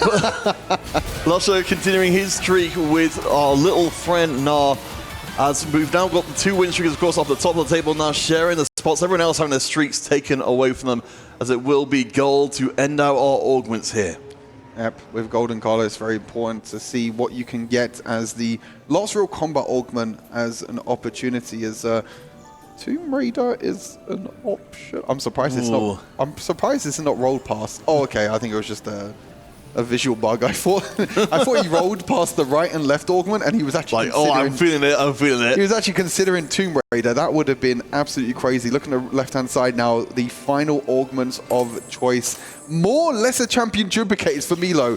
Wow. He is completely committed to just getting as much as possible with the lesser champion duplicators and trying to spike as soon as possible. And he did hit that Ziggs 3-star, which is normally the most difficult unit to try and hit. So he got lesser champion duplicators from Treasure Hunt, and he got lesser champion duplicators from his augment. The problem is he has no combat augments. So he's really relying on the 3-stars, and he's really relying on that battleship on the bottom left-hand side of your screen, doing the extra damage and being an extra combat augment, extra combat power, that he needs for his team. Yeah, I mean, he's very close to the Shen 3 as well to help enhance that power further.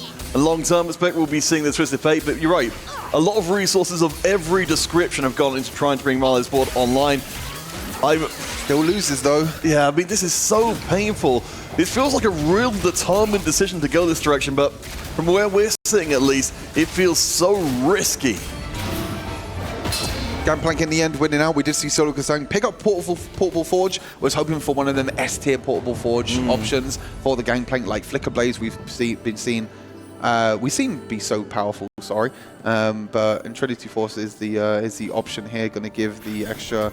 Still going to be really good for Gangplank overall, giving extra HP, extra AD, attack speed, everything that you need in terms of stats. Everything a growing Gangplank needs. Yep. But speaking of growing, we've got Salvi, who's managed to find his way, as usual, up to 6 Sorcerer. I mean, HP-wise, down to about 40. Yeah. It's not incredible, but could be worse. This is the difficulty right now for Salvi, is that, yes, you can play the level 8 every single game, but playing level 8 every single game comes with a risk, and at the moment, that risk hasn't really paid off. He only has Karma 1 and Jarvan 1. Only has a Jarvan pair on his bench, with 0 gold in the bank as well, and actually losing to the crew, which is really tough for Salvi.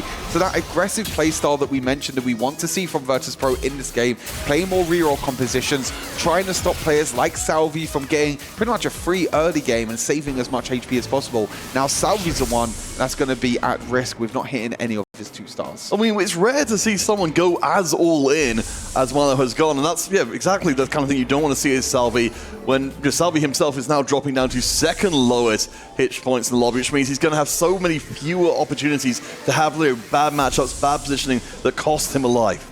Big thing to note this game is that Milo, NCC1, and Kian are all playing reroll. They're all playing different reroll compositions. You know, again, with the treasure hunt being such a big factor in that, with two of them getting treasure hunt, one getting Stars Are Born, and then Maris is the player for Virtus.pro in this game to try and go for the Cassante all-out, try and go for that, win-out composition as a potential. Now we're seeing Wet Jungler roll down. Again, only one Yuumi has a Gwen. Hoping that Gwen was on the other side. I was actually picking up, hey, we're not playing Sorcerer, Wet Jungler, and... we're playing Protagonist. I was saying Protagonist. I want to see Protagonist. Prodigy for this one. He sold it eventually. Yeah, I mean, okay. I mean, this looks all right. Wet Jungler's putting everything online. We're still within the playbook here for MOUZ. They want to play the Sorcerers, they want to play Prodigy, and they've got those couple of flex slots. Of course, we've seen Lusher bring out Lidnar as probably the biggest diversion for what we've been expecting normally. The Owner 2-star is going to be great as that frontline tank. Yuumi should hopefully do enough damage as a 1-star, but that Jhin 3-star on the other side is doing a lot of damage. And you can see the power of just Mundo 2-star. This is not even Mundo 3. It's just Mundo 2-star and how much he can tank with the Bramble Vest, with the Dragon's Claw in there as well, just being able to survive so much damage overall. And both Wet Jungler and Salvi in really kind of tough positions, in my opinion, where both of them haven't really hit their 2-stars. Wet Jungler has hit 1. We haven't seen if Salvi has hit the 2-star Karma or even 2-star Jarvan. If he does, then he can stay in a pretty stable spot if he's able to get these 2-stars in the end. Well, I mean, this is a kind of a demonstration of what we didn't see in the previous game. The early to mid-game sort of section here, where MOUZ are dropping a lot of HP. They're trying to put together these late-game balls, but it takes time and it takes money. Milo, of course, committed in everything to try and make himself a relevant factor. If Wet Jungler can take him out here, that would be absolutely huge. Wet Jungler hit the 2-star Yuumi as well on the last go, and also has Leona 2. Milo is stuck at level 6. He tried to hit all of these 3 stars. It was a little bit of a late pivot into the crew, and it might be crucial here for MOUZ.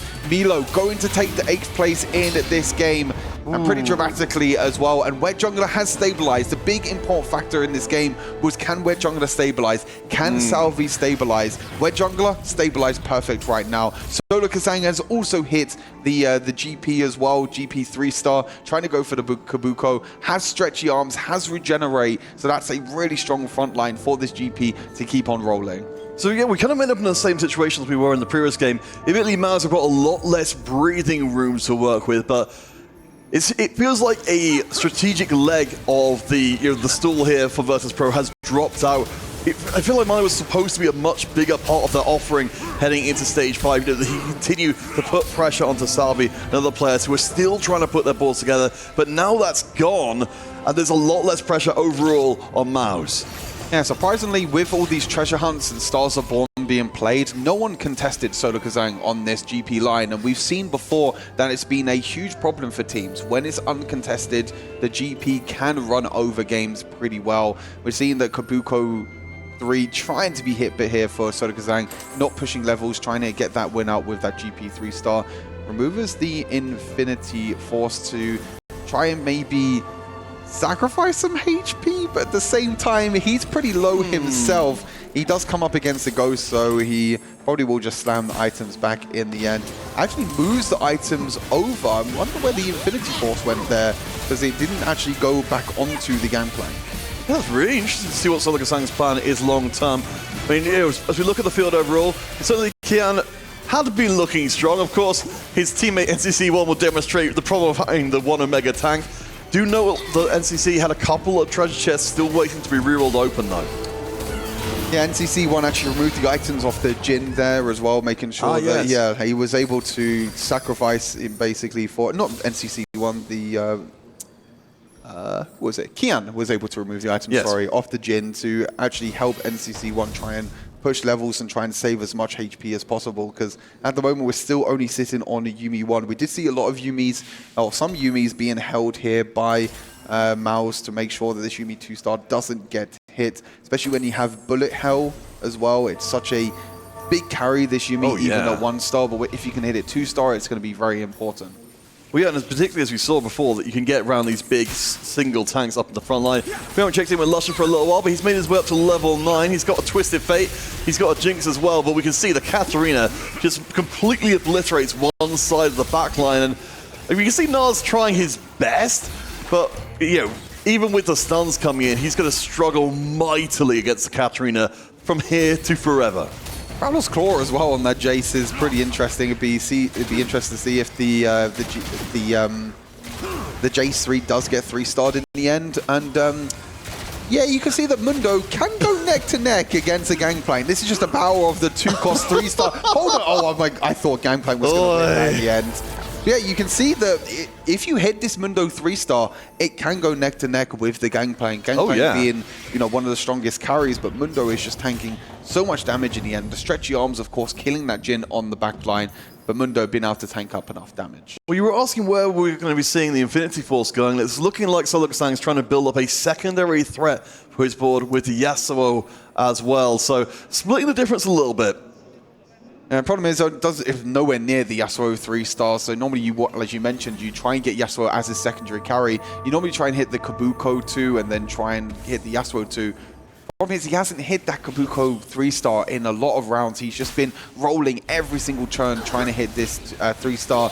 And it does look like maybe Wet Jungler might be knocking out his teammate, as this Yuumi 2-star and the Leona is going to be very hard to break through. Maybe Stretchy Arms will be the saving grace here for Solo, as the Edgenite has already been procced. And it's just stuck on this Leona the whole time. And it might be a team kill here. Wet Jungler taking out his teammate Solo Kazang. Wow. Bit of a miscommunication there, because I feel like if you're in that spot, you know that Solo hasn't hit that GP 3-star just as yet. So you need to make sure that you maybe remove items from Leona or from Yuumi to try and save the HP for Solo. Okay, well, so we've now had both teams throwing into stumble, unexpected early elimination.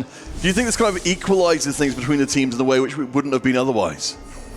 And now it comes down to who can get that win-out composition, who is the one that is the strongest in the lobby. I'm looking at players like Lusher, you know, reaching level 9 with that worth the weight Gnar. Is he going to be in a position where he can try and roll down and try and hit some more units this game? Salvi, as you can see, again, as you mentioned, going for the Sorcerer, was able to stabilize on the Karma 2 and the Jarvan 2, so both Salvi and where Jungler has stabilized. Salvi winning the last 2 rounds, which is great for MOUZ. But in terms of HP totals at the moment, Mara is sitting at the top on 39 HP. NCC1 on a 5-win streak with this Katarina. Yeah, Virtus is starting to look a lot better for equalizing this. I think, you know, the early departure of Milo has been very much forgotten. It's still possible to see MOUZ knocked out with 4 players in the bottom 3. And it looks like the treasure hunt has given NCC1 a radiant hand of justice. Ooh. One of Katarina's best items overall, outside of maybe Stasis Zhonya's as a artifact. But Radiant Hand of Justice just gives Katarina so much damage, so much healing, and has actually been scaling. I think we've got to mention, this Katarina's been scaling since the start of the game. Took the over 9,000 power up. So this Katarina's been scaling since the start of the game, and that means that it's just in a really strong spot with the Radiant Hand of Justice, and this can be the win-out position that Virtus.pro needs. Well, to go back, of course, to one of our earliest thoughts coming into this series from Analyst Desk as well, Salvi and getting knocked out a little bit too early. Suddenly with that Katarina going off, very much like that 9 lives Katarina we saw in series past. Salvi's been having to spend everything to try and preserve his board. No Gwen 2 on level 8 like previous. Instead, just going to have to try and make the best as he goes up against Kian in this round. I think this is going to be a tough matchup. Yeah, it's going to be very tough right now because you don't think this Karma is going to be able to break through this Dr. Mundo. Maybe if the Karma can spread onto the back line, it can be enough, or maybe the Gwen can do enough damage. The Luchador does proc, and as soon as that Luchador procs, the Karma damage goes straight onto the Jhin, and that is a knockout both for Kian. Wet Jungler also goes down though, so we have to see what the HP totals are overall, and it's even. It's completely even right now for the, you know, in terms of, you know, Virtus.pro now needing to get that first place really to try and secure this victory. Well, no, so just a small correction there, because Wet Jungler have got the 5th and Silica Sign the 7th, so they come in with a slight advantage to the second half, which, you know, it's all a little bit complicated, honestly, but the big thing here for Virtus.pro is a first place by itself will not be enough to get a win. They have to get a second player into top 3 as well to make the maths and secure a game 3. All comes down to the wire now for these top 4 players. It looks like Salvi was able to win that previous round. NCC1, though, is on that 7-game win streak. This Katarina, I think, is going to win out this lobby. So now it's all down to Maris to try and secure this top 3 spot. Yeah, no, you're exactly on the money there. All MOUZ need to do is knock Maris out in 4th, and then it doesn't matter whether the Katarina goes around and obliterates everything else. The series will be done, and MOUZ will move on to the playoffs themselves. There's going to be a lot of hell breath going on right now, as every single HP is going to count.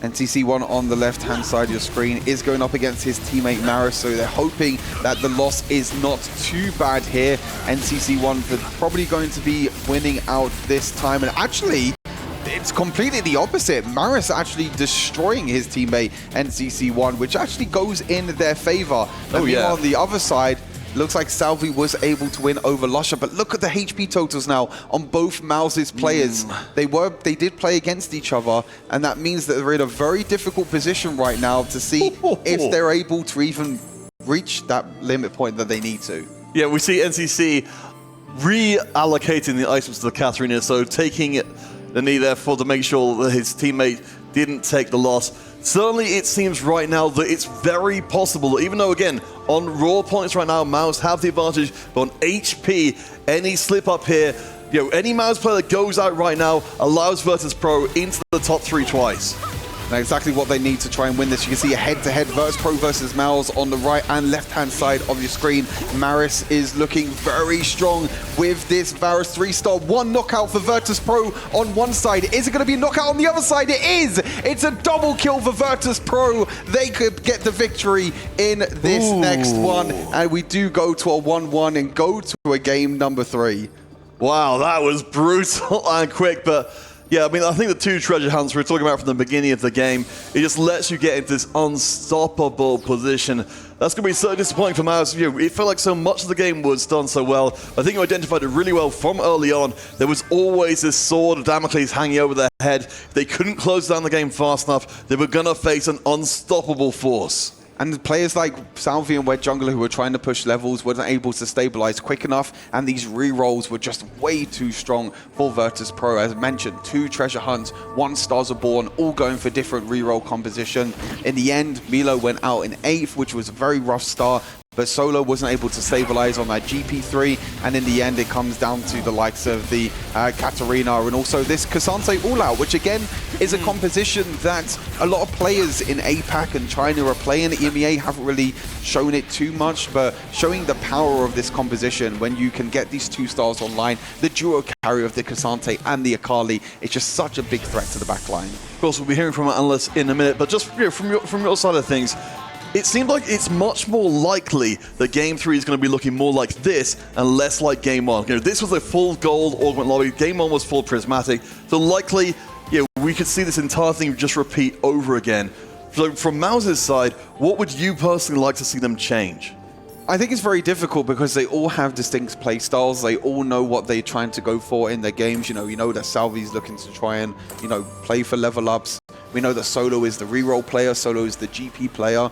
So it's very difficult when you have this position as MOUZ where we haven't seen a lot of flexibility from them, and when they do get put on the back foot, like we've seen in this game, with double treasure hunt, with the Stars are Born, this game, Virtus.pro were on the front foot. They were playing more aggressive in this one, and it just shows that it's very difficult to try and go head-to-head against some of these reroll boards that can be very powerful, as we see that the Cassante versus the Katarina on the right-hand side. And Katarina this time actually breaks through the Cassante, so it does seem like NCC1 might be coming out as the victory in the end. Will it be enough HP? It will be, as Virtus.pro bounce back in game number 2, and we'll be going to another game 3 in the decider of this day number 3. Yeah, officially the series is all drawn up right now, so I think honestly, with a match this important, we deserve to see it go to a 3rd game, but a nightmare scenario, reroll power combined with endgame power from Virtus.pro, the recipe for success. MOUZ is definitely going to be a lot more trouble coming out of that game, knowing that, again, it's likely to go similarly in game 3. Back to the drawing board now for both of these teams. They only got a little bit more time to prepare as well. It's going to, again, be like the previous series. I felt like it's going to be a running theme today. All these teams are so close in these decider matches, and it's going to come down to individual brilliance, individual realization of where they can actually find the end. But yeah, you see the highlights on your screen. That was the double kill that Virtus.pro needed. It was beautifully aligned for Virtus.pro in this game number 2.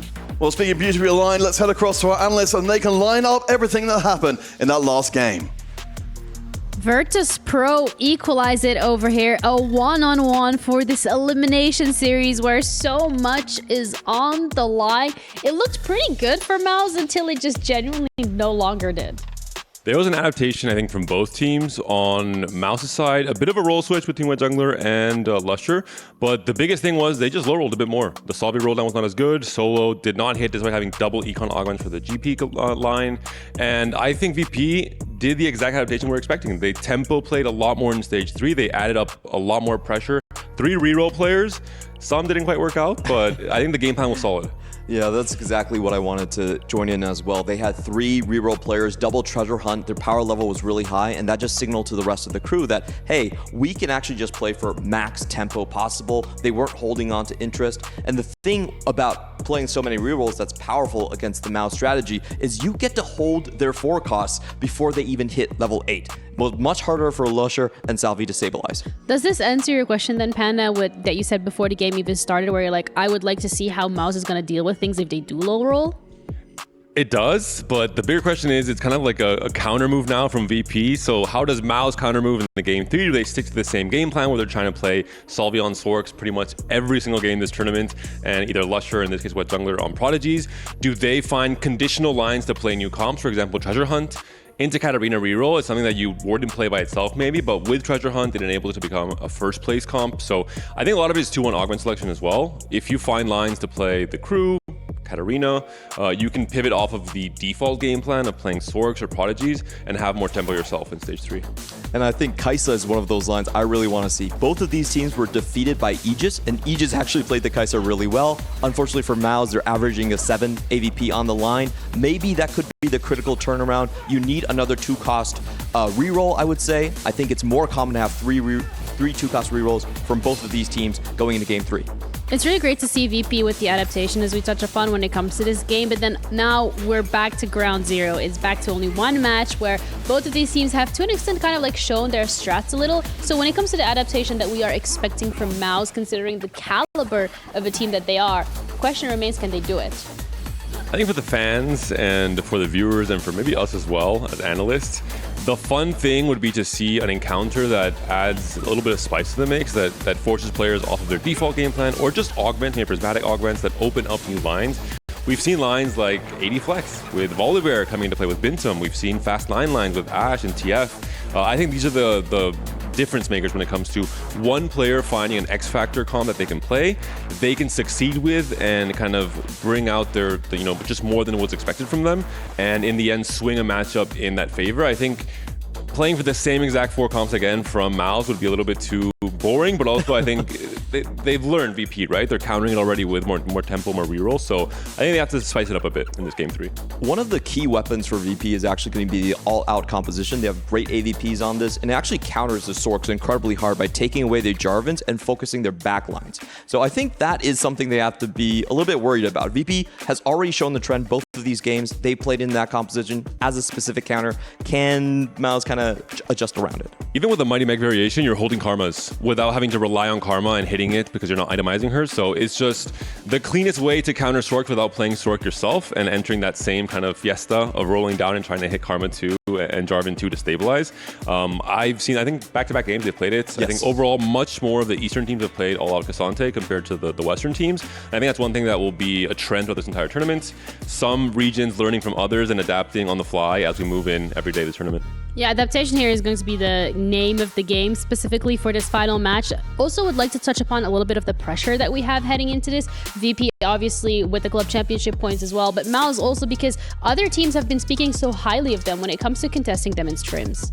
Yeah, they've been scrimming against everyone all the time. So Logasong has been putting aside his streaming, his personal, individual kind of training just for the 4v4. So there's a lot invested in this squad. I have personally seen them just grind out games over and over against Flash Rolls, against a lot of the APAC teams. They're very active in that scene as well. On the other hand, for VP, I think no one really expected them to get here, to be honest. They took down Tidal, they took down YBY1, much bigger names on their side. So I actually feel like there's less pressure because of that, because of the unexpected nature of their run. So in that case, you would say that this is MOUZ's game to lose?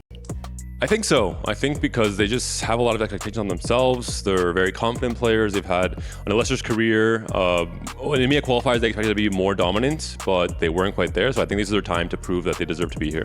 Well, one key is going to be crushed at the end of this match, and either MOUZ or VP will be sent home, and the other will be able to press that button and see the key explode right in front of them. Which one is it going to be, and which team will taste the glory and advance to playoffs? We'll find out after the break.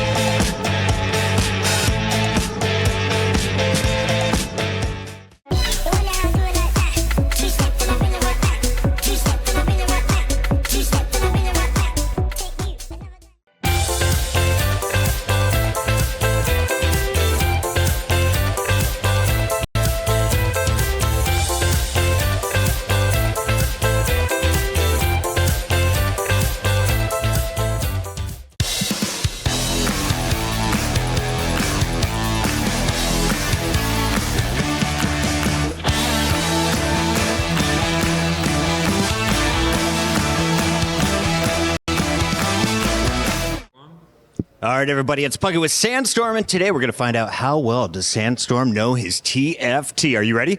No, Good luck anyway. All right, first one. Guess today's unit from Teamfight Tactics. All right, you know what? I'm going to start with the one that's been used the most. I'm putting my trust in Gangplank, and if it's the first one. Okay, so it's not, so it's a 1 cost, it's a range, and it's a female. So it's lower than a 2 cost, so that means it's a 1. Good. So that means narrows it. Yeah, so it's a 1 cost unit that's a female. I'm instantly thinking Kale. Okay, right. So it's not Wraith, it's not Duelist. Female. Oh, one okay. range. I one forgot. Cost. So it's 1. So we got it. Who are the female? Not a 1 duelist. cost. Not a mighty mech. No. But at least we know that the cost is 1. I'm trying to think of what other 1 costs I know. It's not Sivir. Callista? No, but Callista, again, Callista's it's long range, but I guess this gives a... Okay. Soul Fighter, okay. Is it Nefiri, maybe? No. 2 more categories. Nefiri. So it's got to, let's go with... No. Oh, it is! It yeah, is let's go! Nefiri. 4 Okay. guesses in. Okay, let's take it. Let's get it. Oh, I was ready. Not bad.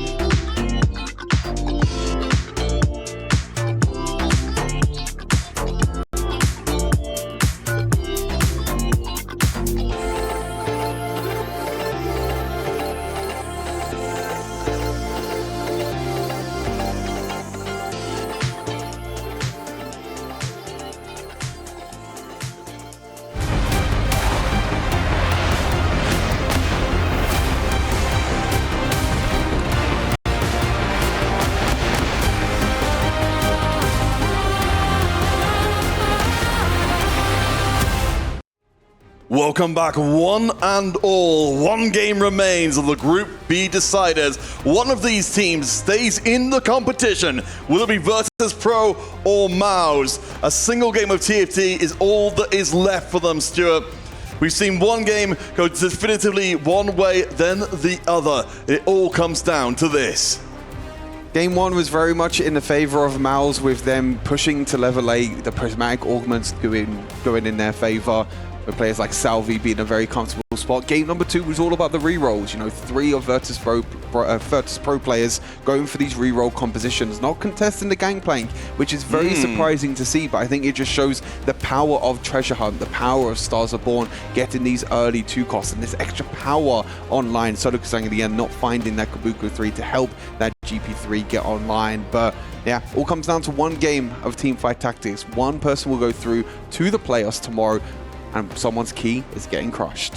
Yeah, you can see again, we talked about the focus on MOUZ's faces that's very much present there again. Is that Gwen encounter again? Did I see a Gwen on them screens? Spoilers! Oh, camera, go back. Whoa!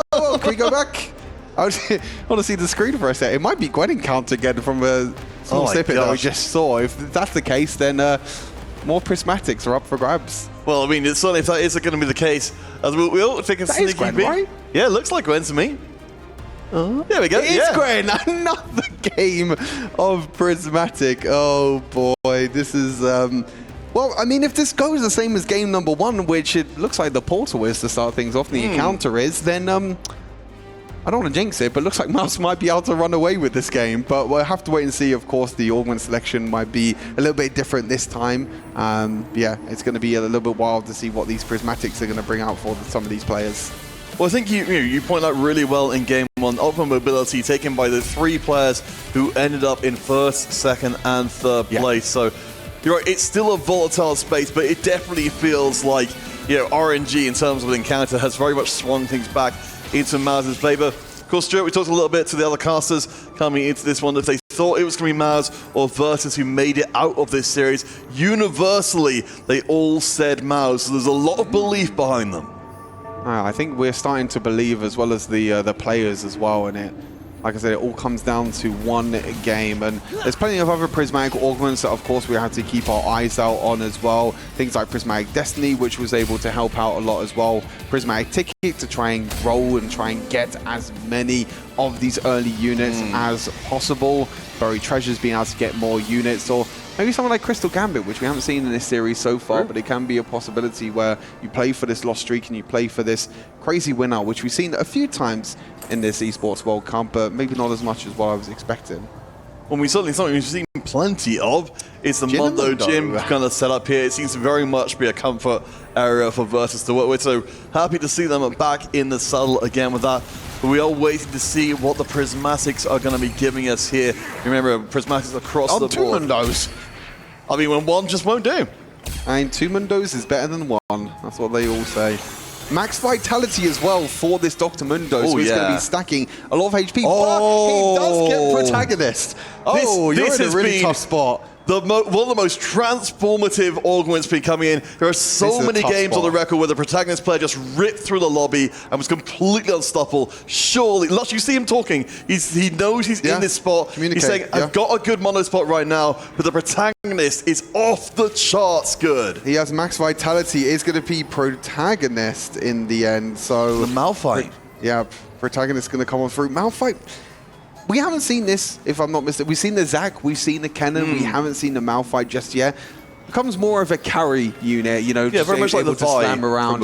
Is able to slam around and do a lot. But he's also got over 9,000 if that was his selection. But the other augments on the left-hand side of your screen, 2 players going for 9 lives with Solar Kasang and Milo. We see Salvi going for Living Forge, Wet Jungler going for Living Forge, Maris going for Worth the Wait. So this is definitely going to turn things around very quickly.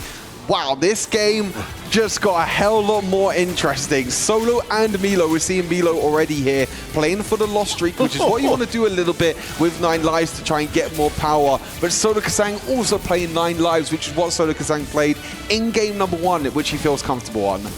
I just want to take a second to recognize, we'll come back to Lusher in a minute, but definitely with a very strong start there. I'm really fascinated to see how these 2 9-lives players work into each other. We've got the Shimmer Scale on the other side, just to try and inject some extra gold in. So while it is all Prismatics again, we are seeing some notable differences here, as Maris is going to be worth the wait, and looks like we've got Katarina on order.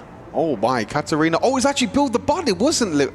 I get confused sometimes. They are very similar. Build the Bud Severe. Wow, Salvi is in a spot. And now this is where things get interesting, because Salvi is a player that we know loves to push levels. He loves to go to level 8 and play towards these AP lines. Now he's in a position where he needs to play for reroll. He's playing the Severe. He has that crew online already. And when you get Severe this early on as a 3-star, every single time that you're rolling down, you're gaining that extra experience. So it's going to be interesting to see how Salvi is able to, pilot this reroll composition. This is a bit unfortunate though, Stuart, with the way which it all worked out. We got a random Protagonist, a random Boulevard. They've ended up being on the same lines. We've got Lusher who's going to try to reroll Malphite. We've got Salvi who wants to reroll Malphite as well. This is very unlucky. Yeah, it's a very unlucky scenario. Overall with the Malphite, you normally don't play with the crew, you normally play with the Protectors instead. And then when Wet Jungler's Build-A-Bud was Aatrox. So both Build-A-Bud players with Wet Jungler and with... at least they got 2 different ones in a way. One got Aatrox. But it would have been terrible if it would have been like Malphite 3 Build-A-Bud into Severe 3 Build-A-Bud into Protagonist Malphite. That would have been an absolute disaster for MOUZ. We've got enough nightmares of what's already here. We don't need to make up new ones, but I mean, if we're talking about the approach to the game we're seeing from MOUZ here, you know, the previous game, they got run over early on. But taking 2 builder buds instantly, you couldn't have a more dramatic turn and say, there's no way we get run over early. It is very, very difficult because it could go horribly wrong. You could go 2 builder buds and they can both go into the same composition as I mentioned. So it's high risk, high reward for MOUZ is what they need in this game number 3 to try and win out. And I'm very interested to see what the direction goes now with, you know, with Salvi and with lusha, because lusha is of course going to go for the Malphite. Salvi also wants the Malphite to try and get the 3-star, to try and get more crew units on the line. So I wonder if it becomes a situation where maybe, I don't know, it's tough because it could be a case of maybe lusha doesn't go for Malphite 3, but I mean, it's pretty obvious that he is, because he's going to get one every single round. So let me theory cross a little bit here, Stuart. I'm probably going to be told completely wrong on all of this stuff by multiple different people, but at this point, with crew, you know, with 1 3-star activated, your crew units will appear at any level. So theoretically, I'm wondering if we might see an attempt being made from Salvi to push levels instead and maybe go, you know, and get access to the Ziggs faster and sort of backfill the Malphite along the way. I don't think that's a possibility, unfortunately. I mean, you have to get this Malphite through. You have to get 4 crews to get online to try and get that extra power from the rockets that are going to be coming on through. I think the only thing that's not going to happen this game is like 4-star Malphite, for example. I think sometimes with protagonists, you want to try and play towards the 4 stars, but in the end, I don't think they're going to. Where Jungler also looks like he is playing for the 1-cost reroll. So this is, at the same time, this is actually going to help out the other players as well, because we have 3 1-cost reroll players for MOUZ, which is pretty crazy. And Solar Kasang also might be playing reroll with GP with 9 lives. So we might have a scenario where 4 players of MOUZ are all playing reroll compositions in this game number 3. So what I'm hearing is, Stuart, you're saying you can't beat them, join them down in the mud, running reroll all day, every day. I mean, that's what they say. That's how it works in the end, but we'll have to see what direction where Jungler plays, because of course he can roll for the KO3 as well if he wants to. Maybe he just uses the Aatrox to push levels and try and maybe go to level 9 with the KO. That's also another possibility. He is keeping units like Malzahar and Udyr on his field, so he's not actually prioritizing Econ, but he is on a win streak, so he still wants to keep them units. We'll have to wait and see what happens. Kian on the other side, on the left-hand side of the screen, took the Prismatic Destiny, which we said is already very powerful. Got Lucky Gloves in the end, which is going to go on that Dr. Mundo to give him some extra power and some extra items there are going to be tailored towards the tanks in general. It's going to switch every round, but overall he's going to be getting 2 items, which are guaranteed going to be good for the unit. Yeah, I mean, we're certainly knowing as we do how powerful Mundo can be, even at the 2-star version. Having the 2 items immediately is very, very good indeed. Of course, we must not forget Maris on the top left of your screen, the worth-the-wait Katarina board. We're seeing now on your right-hand side, Salvi slammed Jeweled Gauntlet on the Severe. I don't think he's going to be playing for the crew this game. I think he's actually just playing this Builder Bud, playing for the Severe and just using it for tempo, using it to try and go to level 8, level 9. Understanding there must have been so much conversation between lusha, between Salvi. How do we pilot this position? Because as I mentioned, you know, you've got the Malphite. The Malphite 3 is guaranteed already with Protagonist. On the other side, the crew with Builder Bud, with Severe, you can't really do too much. But I think in this position, you can see now, Salvi slamming the Jeweled Gauntlet, playing towards more tempo. It's already level 5, so it's completely ignoring the Malphite, and it's going to play more traditional AP line for Salvi. Yeah, okay, I'm absolutely here for him. We can certainly see it on the left-hand side, lusha, of course, with the Malphites piling up on his bench, is playing a little bit of crew himself, so we'll see how he ends up approaching it. We do get a little taste of what the Malphite hero is going to be able to do for us in this game. Particularly as well, the Quincy's Rage Blade being one of the more, you know, unusual items, but really powerful on him, because he's going to be dancing through the field, and sometimes he can end up dropping aggro. And with the Bloodthirst as well, he's going to be going through entire squads, be very hard to deal with. Solar Kasang and Milo, of course, though, are 2 9 lives players. They're both down to 5 and 4 lives, respectively. Solar Kasang with the GP. Yeah, as expected, the 9 lives for Solar Kasang, as we saw in game number 1, is also going to be going down towards the GP route. On the other side, we have Milo also going for the GP route. So both 9 live players are going for GPs. We have multiple reroll players on both teams as well. Salvi got Builder Bud Severe, but can't play the crew because lusha's playing the crew with Protagonist. everything, the whole door is wide open right now for these two teams to see what direction they're going to go in and how they're going to pilot these boards, because this is a very different game of teamfight tactics in a 4v4 environment that we really haven't seen before, where two teams are pretty much contesting in the same units. Yeah, honestly, from what we've seen so far, Bo's very worthy. As Malo notably is ahead on the losing lives part of the 9 lives equation. Was 1 ahead before Solokasang, now it's going to be 2 ahead, so the extra injection, hopefully we can stick with and see what ends up landing, as of course, Prismatics will be dropping every single augment round here, so power will continue. As more gold for Milo. Yeah, that's a ton of power in. Gangplank 2 comes in. Things are looking very spicy. Yeah, you can see here that Milo losing a few rounds with the 9 lives takes the invested again, the aggressive playstyle, whereas on the other side, Solokasang decides to go for the Radiant Thieves gloves, so not any economy for Solokasang. He's only sitting on 3 gold, so the extra economy for Milo is going to benefit him in the long run to try and hit the likes of GP3 and beyond, as Maris, with a core stat worth the wait, is going to get the Katarina 3-star very early on in this game. Yeah, I mean, that's extremely nasty. And of course, we've even got more building up as well. So Maris currently on the loss streak, but we know this is going to get stronger and stronger throughout the game. We've seen that she's nightmarishly good at taking out those backlines if she can punch through and access all areas up against the NCC. It looks like they are more in the Prodigy line. You can see the middle of the board gets cut through instantly, and that Katarina just jumps right onto the backline.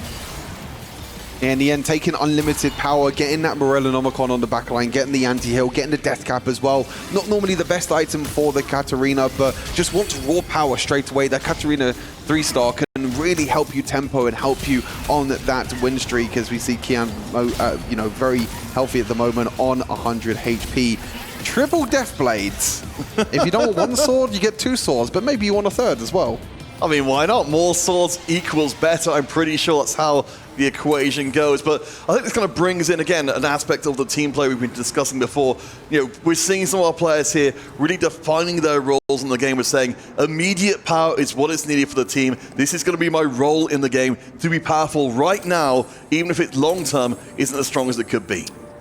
There's a very interesting spot for Milo. Actually, he's on a 7-game losing streak. So I said that you want to lose a few rounds with 9 lives to get a bit of economy. Losing 7 rounds and being on 2 lives is not really a comfortable position to be in. Does have 6 Kabukos on the bench, but is not playing it for now because, unfortunately, he hasn't hit that rise. And, of course, you don't want the 2-for-1 mentor. That can sometimes be a little bit of a problem. A bit of a meme in the community as well. You know, 3-1 mentor, 3-1 of other traits that have been in the past where you only have 1 and 4 as an option. But I think Milo is pretty stable for now. Has a lot of power on this Gangplank with the Edge of Night, with the Rage Blade. Doesn't have the Kraken, but has the I'm getting mildly worried. He might lose. Oh, he's on 1 life. Well, so 9 lives went to 1 life. So we've got the 2 9 lives players again. We saw praise Solokasang before for keeping his life total up for as long as possible. Whereas Malo has gone all in, got every reward. But from this point forwards, of course, we saw him in the previous game going out in dead last. That door has been flung wide open for it to happen 2 games in a row. We're going to have to keep a track of Milo's board, especially after this carousel, to see what he's able to get from the 9 lives, see if it's powerful enough for him to get into a spot. NC11 actually going for the pan, could probably go into the Prodigy. He already has that MOUZ 2-star online, so could be a possibility there to trying to go into, or maybe if he has a Reforger, go into a pan. We'll have to see here what the extra it's going to be. Could be, I believe Duplicator can be a Radiant item as well, Radiant upgrade as a possibility. Set 2-star. Don't really see too often. Still no rise. That's really what he's looking for. He's looking to roll down the rise. And yes, as I mentioned, the Radiant Refractor is one of the cash out options, and it will be the case this time. But this board is looking, honestly, he might be going out in stage 3. When you look at invested and someone has got 12 gold on the bank, you're like, things haven't gone exactly That's an Aatrox 3-star. Yeah, I mean, well, we'll see. Wet Jungler, well, if he can hand out the loss here, again, that's a huge tool out of the arsenal of Virtus.pro. They did recover last game from losing out on Milo, but maybe they won't be able to do it again. Suddenly we can see how fast that Ginsu stacks for the Radiant is just absolutely cracked. and he'll be able to cut through the board like it isn't even there. Yeah, KO's just not enough damage to do in the backline. You can see the stacking up of the Rage. Look at these stacks. He has 350 That's not a Rage stacks. Blade, this is a Rage Blade. It's absolutely crazy. Yeah, Milo, lucky there that he was able to win another round, but again, still in a really, really tough spot, I feel like. Was really hoping that with that invested at level 6 that he rolls down, he try and hits that Gangplank, and sometimes that's the risky scenario that you play. You know, some players are saying that it's actually better to go to level 7 with this Gangplank board to have more of a chance to hit the rise, because the difference between playing 1 Mentor with the Udyr and 4 Mentor makes such a big difference. You get so much more crowd control, so much more damage in the end. As Lusha did go towards the crew, you know, with Salvi, of course, not going for crew, I was maybe expecting, you know, maybe Lusha can go towards more protectors, but of course, crew with the protagonist with Malphite is a lot better. But I was thinking that maybe with Salvi, you know, with Builder-Bud, they could maybe switch things around, but Salvi, I suspect maybe sold the Severes at some point, trying to make sure that Lusha can hit. Well, of course, the rest of Virtus.pro will be taking care of Milo for the time being and making sure... Okay, it's really well played. I don't even think they even need to do anything, honestly, to make sure Milo wins these rounds. I mean, it was actually really well played there, because honestly, at this point, it could have been really scary if that Katarina 3-star has the extra power and has the extra items. It could have actually beaten Milo in the end. I think there's a huge possibility that Kian could have taken out Milo and could have gone into 8th place. That's really good communication from these players, understanding the position that they're in. Not Kian, sorry, the Katarina player, not Kian. Kian's still on the win streak, but understanding his spot, making sure that you actually remove the items from the Katarina and keep Milo alive up until stage 4. I do want to take a second to recognize, of course, we're seeing Kian doing it really, really well with, of course, the regular setup we see with the Mundo. On the right-hand side, though, Wet Jungler brings in the heavyweights, bringing out the Emblem as well. I mean, having the Aatrox 3 from the very beginning of the game incentivizes some more unusual lines of play. And you see Wet Jungler also holding the Gangplanks as well, so it makes it even difficult for Milo to try and hit that Gangplank 3. He's going to be rolling down here at level 6. Is two Dr. Mundos away. Had an opportunity to actually pick up another Gangplank there, decides not to. He feels like 6 is actually enough to keep on his bench and to stop Milo from hitting that GP3. On the other side, also 2 away from Dr. Mundo is Kian. Both of them at 0 gold. This is a common theme that we're seeing now in a 4v4 tournament. Oh, Milo actually hit the GP3. We completely missed that one, but GP3 has been here. We do have the Radiant items and the set to start as well. So maybe, just mainly, Milo has found a spot to stabilize. Yeah, I mean, we've seen it from before. The Gangplank 2 can be vulnerable to being assassinated.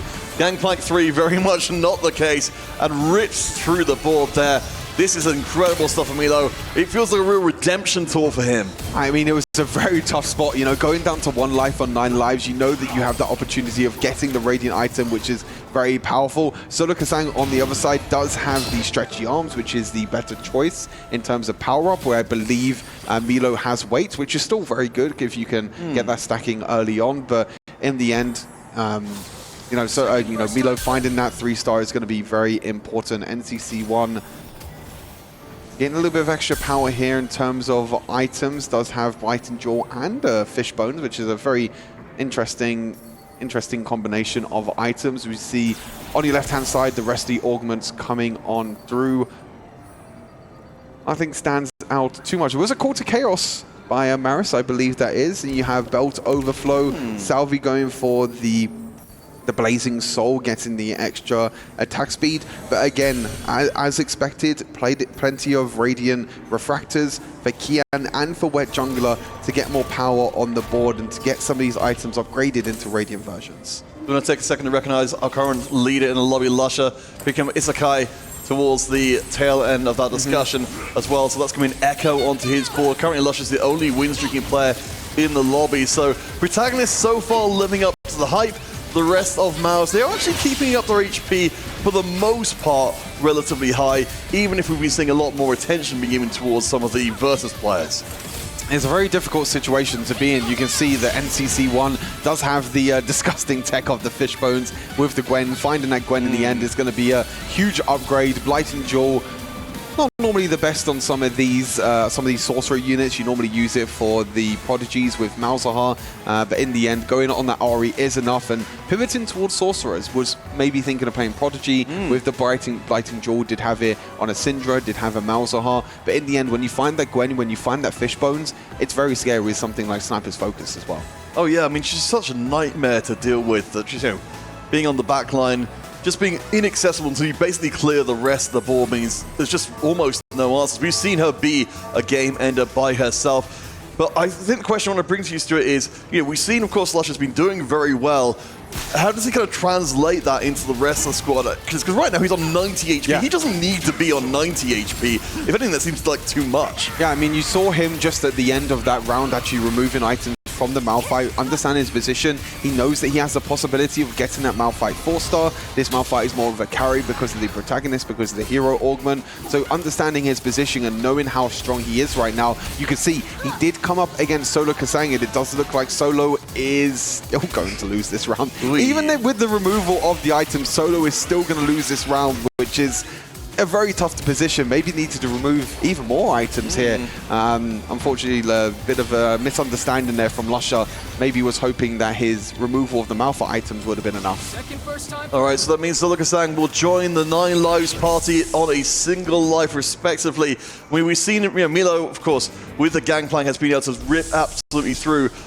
From Solo Kasang's side of things, needs to try and find a comparable carry that will keep him alive. Again, this could be a big thing that Solo Kasang, again, could get a Radiant item which stabilizes his board. He does have the Kabuko 3, which is great as a front line, but the difference between Gangplank 3 and Gangplank 2 is such a huge difference.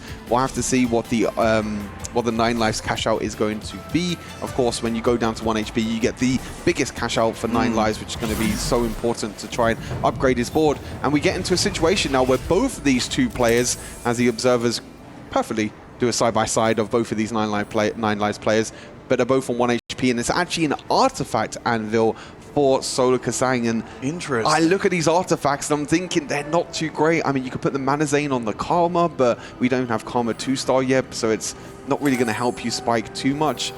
Not really too sure what his option was in the end. Could have gone for maybe Dash Defiance to put it on the Yasuo and try and become that secondary carry, but he's so far away from GP3. He leveled and he was able to find that rise that as we were saying, so important. But now coming up against the Gwen with Fishbones, we know how much damage this Gwen can do at range, and you can see how much safety this Gwen has as well. And I wonder if this Gwen is actually going to be a big enough carry in the end. The Karma as well, trying to do enough damage. It's extremely close. And Solo Kasang on 9 lives is now down to 0. He wasn't able to find the Gangplank 3, and he goes out in stage 4 with 9 lives. Such an unfortunate situation to be in. We saw how Solo played so well with 9 lives in the game number 1. This time around, he was contested with Milo. Milo taking that invested at stage 3, I think, was such a huge difference, because we saw Solo on 0 gold rolling down, was able to find the rise. Milo was able to find the GP3 early on, was able to stabilize his board with the 9 lives.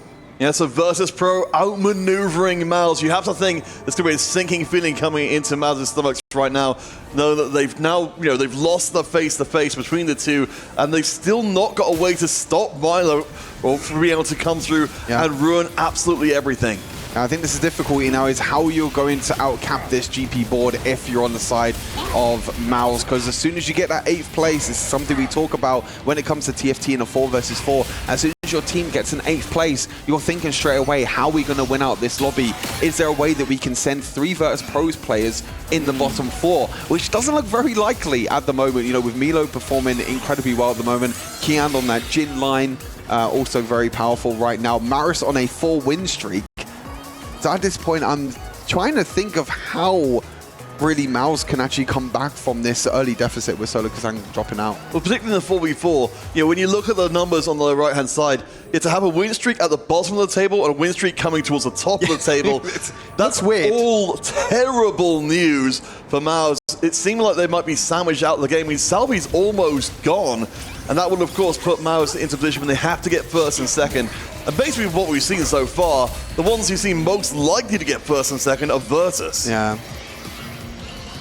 I mean, in hindsight, in the end, you probably would have said for MOUZ, you don't go for like the protagonist. Maybe that player goes for the Mundo instead. We know with the Mundo pair, with max vitality in the end. Maybe you don't take Builder-Bud, because that's the unfortunate situation that MOUZ were in. Salvi took that Builder-Bud, got the Severe, but then the protagonist on the other side was the Malphite. So Salvi has to play towards his comfort, towards going for the Sorcerer board, but he has to sell his Severe 3-star to try and help Lusher try and win out this lobby with the protagonist. But it's put Salvi in a really difficult spot where he has no econ augments. He was only able to get a little bit of econ from Builder-Bud. Wasn't really able to, I mean, his board is pretty stabilized at the moment with Karma 2 and Cassante 2, but when you if Salvi comes up against Milo once, that's it, the game's over. GP3 is just going to be way too powerful for the boards. Yeah, and we've seen Milo's been able to just sustain himself up, walk through every board, teammate or enemy alike, keeping a close eye up on Salvi here. I think in this case, should be able to stay up against his teammate Wet Jungler, who does have a little bit left in the tank, left to spare, but it's looking absolutely diabolical. Even with Lusher continuing to be a menace at the top of the table, it doesn't matter unless someone else from MOUZ can come and meet him there. Yeah, Wet Jungler on 1 HP, Salvi on 3 HP now. As you mentioned, with Wet Jungler and Salvi playing against each other, Wet Jungler survived on 1 HP, all calculated in their right mind, but Mundo 3 has been hit, does have that Radiant Gargoyle to help him out with the heavyweight, has 3 stars on his board now with the Builder-Bud Aatrox early on, but is this going to be enough? This could be the round where Salvi and Wet Jungler could be knocked out. We'll have to see who goes head-to-head here, as Wet Jungler is going to be coming up against the Ghost, and meanwhile on the other side, Salvi is going to be going up against Lusher's board, which, I mean, they're both against Lusher's board. One's the Ghost and one's the Real. But to be honest, Lusher just might be too powerful for the Ghost and for the Real. You're seeing both the Malphites just stomping on either side of the board. Lusher takes out one of his teammates potentially. He's good. No! He's good. Okay, he's good. Oh, he still might knock out another one of his teammates, but maybe the Ghost factor might come into play as the Dr. Mundo is trying his best to tank enough damage. It's pretty close, to be fair, but I think, no, the Dr. Mundo should be tanking enough. And that was nearly a double kill for Lusher for his own teammates. Wait a second. I'm not convinced it is going to be good enough. No! Ay. Wet Jungler down as well. Top 2, the only option for MOUZ. Virtus.pro, they've been winning out the face-to-face. The 9 lives are being stripped away and have been stripped away. Lusher, maybe king of ashes here. He's still at the top of the table, but it's so far below for Salvi. He's on 3 HP. He has to make this work. He somehow has to get into the top 2, but I don't know how Salvi stabilizes in this position. This might just end right here, right now, with Salvi, depending on who he comes up against. Lusher for now is going to be going up against someone, but we have to see Salvi. Salvi comes up against the GP3 board, and I don't know if Salvi's going to have enough damage. It was going to be a matter of time until you face the unstoppable force. It could all turn here if you can bring that Gangplank down. But CC for Deja, backline's disappearing. 1 unit left in the mix. Could it be? Finally, he brings him down, and that's going to be such a huge relief. Wow, that is really surprising in the end. I thought the GP3 was going to be enough, and there's another elimination as well. I'm not too sure who that is. We'll have to wait and find out who that is. That might be NCC1 also. No, it's Kian also going out, so hold on. The table is now completely, it's very, very difficult still for MOUZ. 2 players of Virtus.pro now went into the bottom 4, but MOUZ still needs to get a first and a second place. Lusher is pretty set right now for a first place. You know, this protagonist has been very, very powerful, has pretty much stomped this entire game. Lusher's HP is safe, but now it all comes down to Salvi. With that 7-8 for MOUZ, Salvi needs to somehow get second place to give them a chance of getting into the next round. The playoffs are waiting. Club Championship points on the line for Virtus.pro. We could be 1 round away from this series being closed down. The matchups are absolutely everything. Lusher, yeah, that's all the HP in the world. It's all about, can Salvi survive into the top 2? Salvi could be coming up against the mirror board, but it is a Karma 1 against a Karma 2, but that Gwen is going to be a big problem on the back line. Yeah, she's going to be absolutely uncatchable for such a long time. The Karma is getting cut to pieces, and Salvi's board is gone. His chances of making top 2 were cut to ribbons, and that will be it for MOUZ. Virtus.pro, they're celebrating already. They are going to play us, and they will crush the key, the hopes, and the future of MOUZ. Incredible game number 3 here for Virtus.pro. The 9 lives in the end, the double 9 lives for Virtus.pro and MOUZ, and it all came down to who can cap out their board the most and who can stabilize. And in the end, unfortunately, the protagonist for Lusher wasn't enough. We know with this protagonist, it's so powerful, but players like NCC1, Maris as well, also having an incredible performance in this game. And unfortunately for MOUZ, that is going to be over for them, and their hopes and their dreams of the Esports World Cup is coming to an end. So close for this EMEA roster. I think they put up an incredible performance throughout this entire tournament, and we knew that this group was going to be so close. The same with Group A as well coming into this tournament. We know that Group A and Group B have been very close, but you can see smiles on the faces of all of Virtus.pro as well. The relief for Virtus.pro. Lusher will win out the lobby in the end, but it will be Virtus.pro. The celebrations come on through. They booked their ticket into the playoffs. Yeah, spectacularly done. And you have to think, on any other day, with any other not clash of one of the units from MOUZ, it could be a very different result, but that's not the world we live in. Virtus.pro, they move forward. They're waiting, of course, to find out who their opponents will be in players, but for now, it's all about the celebration. A 2-1 series, down to the wire, 1 round.